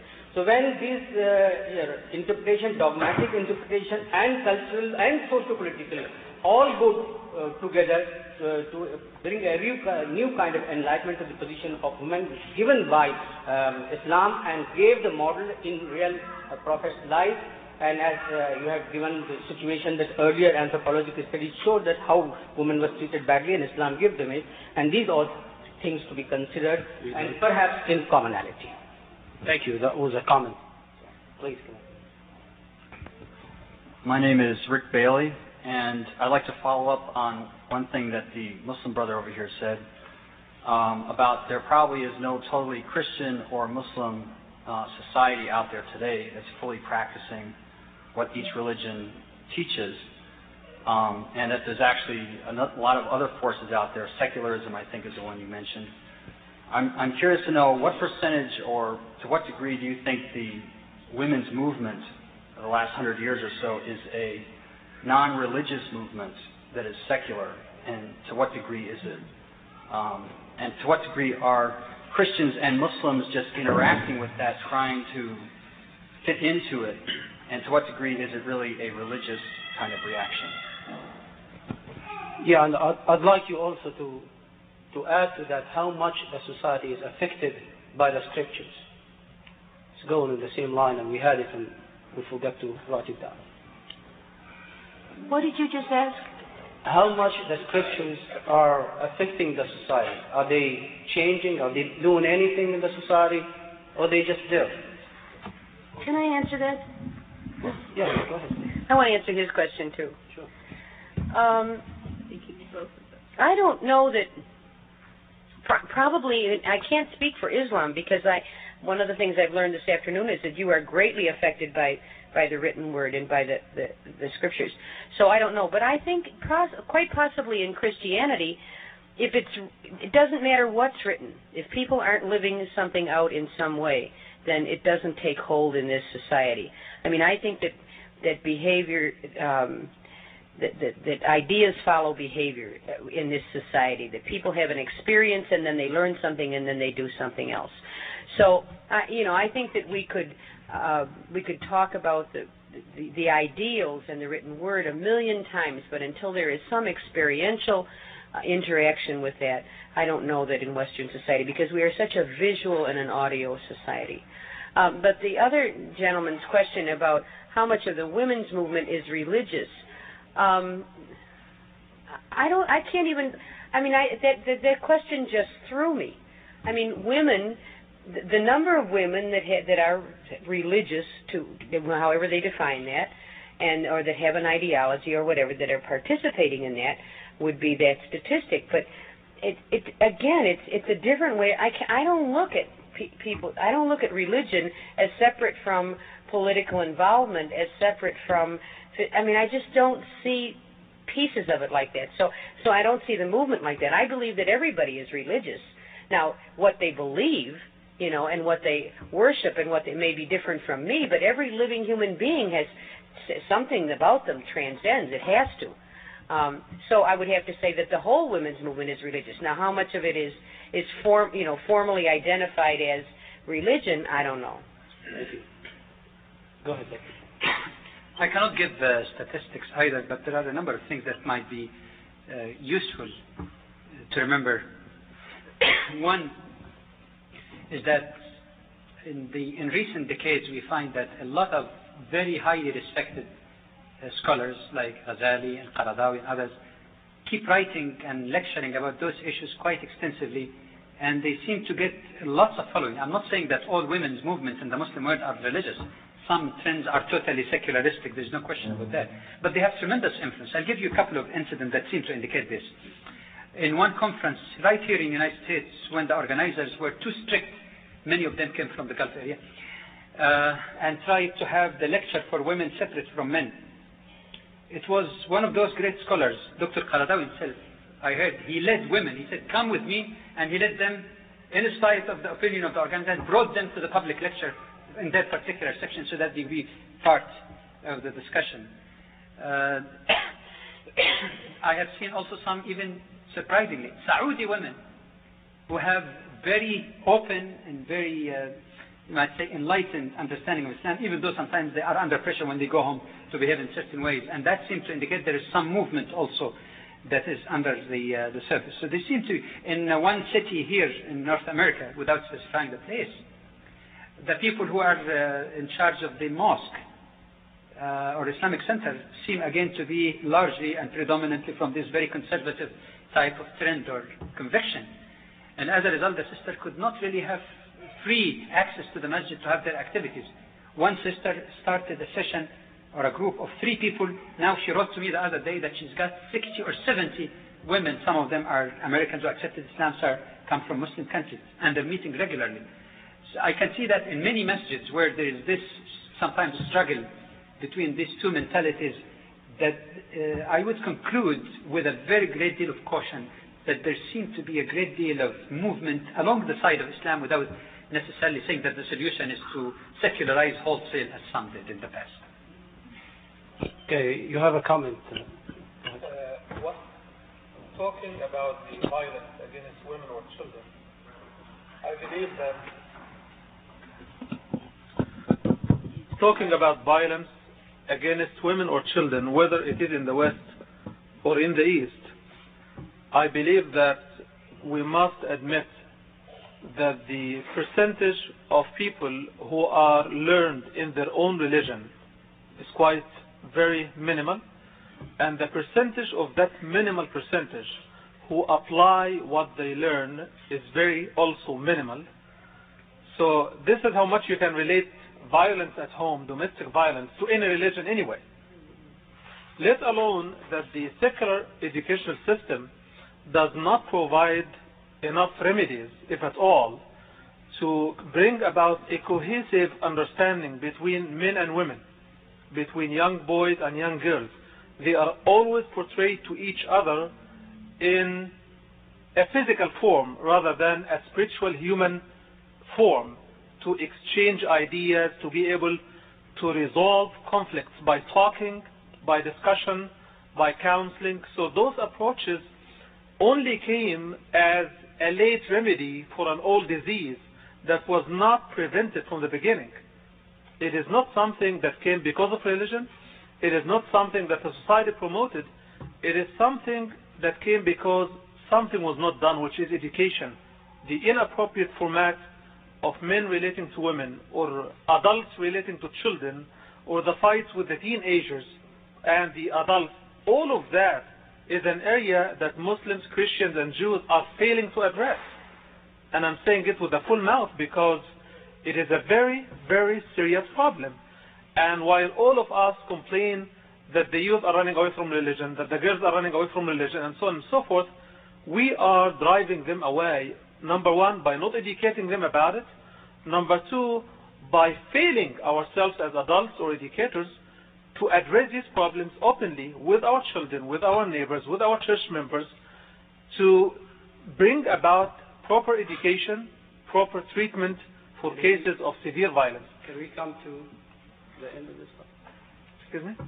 Can you finish your talk, please? I'm finished. Come in. May I suggest? My name is Vernon Rock, and I have a specific question I'm kind of embarrassed to ask because of maybe my hearing, but I don't want to go away with any misunderstandings. Mrs. Bay, in your opening remarks, you spoke quite a bit about the beginnings of Islam. And I think I heard you say this, and I just want to verify it because it's something new to me. But I think you spoke of several thousand women scholars and jurists, and you referred this to Umar several times. So I would rather imagine that you're speaking of the 4 Orthodox caliphs during that period. Are you referring to Arabia? This is something completely new to me, that there are that many women scholars and jurists in Arabia. I understood that Islam came out of the Jahiliyyah, and that being the case, I just haven't heard this before. And if this is correct, I would like information where I could read that and study that myself.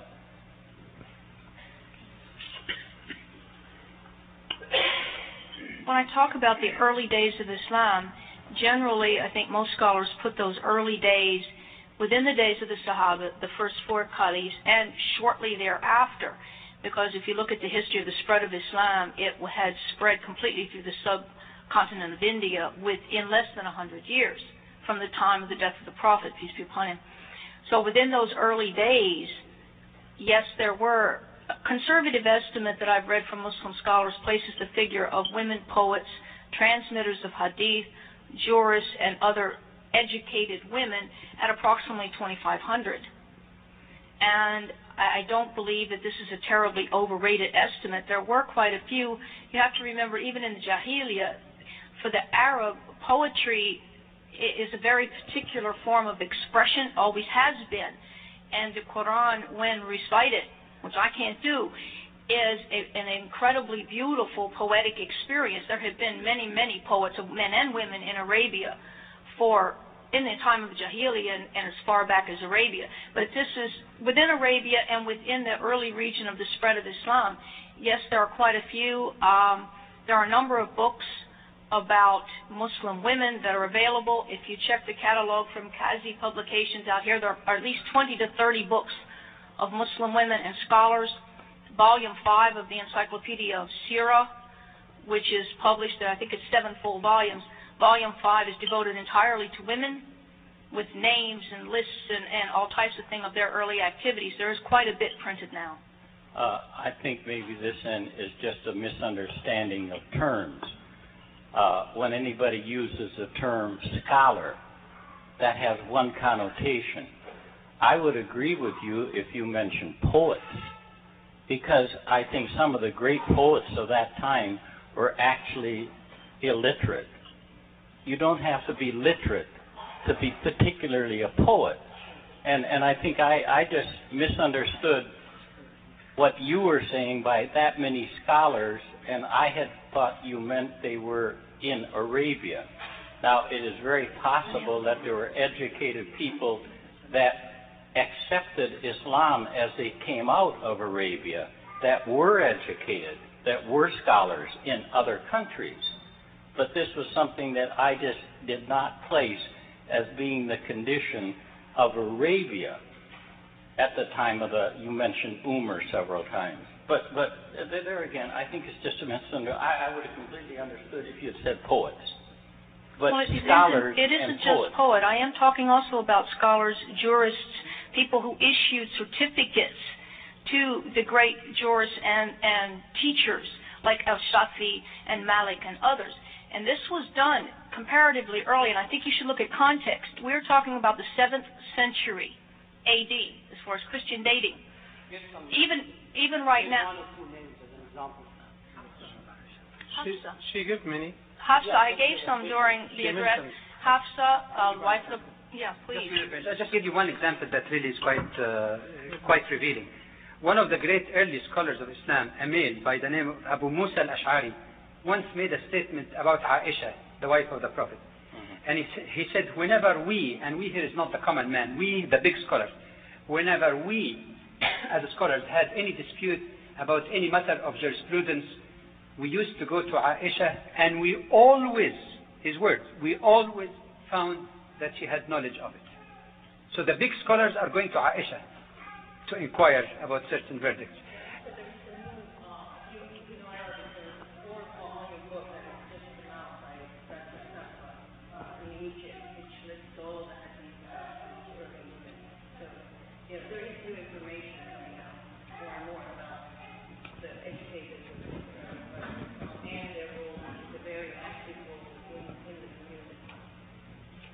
Well, thank you very much, and we come to the end of this session.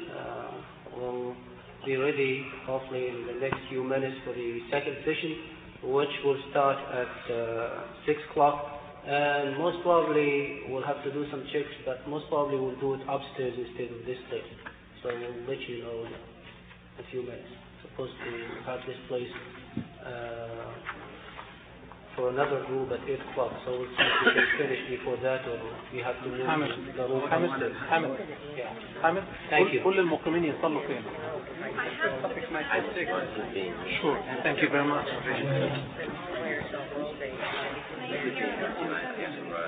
You're not. I want to ask to go. You stay, Okay, there is a suggestion that we start in 15 minutes and then we stay in this room. Can we do that? Please raise your hands who can. Okay, good. Then we'll start 15 minutes from now at this place. And we'll finish early so that the other people can use the room. will we be finished by 8 o'clock? We'll finish Right, to leave at 8 o'clock. We'll finish before. I wasn't aware.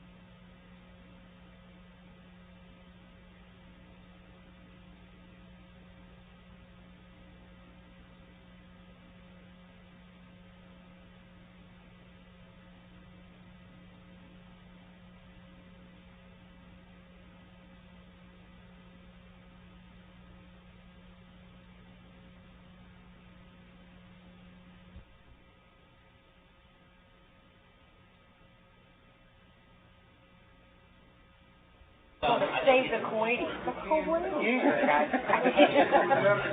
How you feel? I think, really. Are you a Kuwaiti? No, I said, George Bush kept telling us it was our religious duty to go save the Kuwaiti.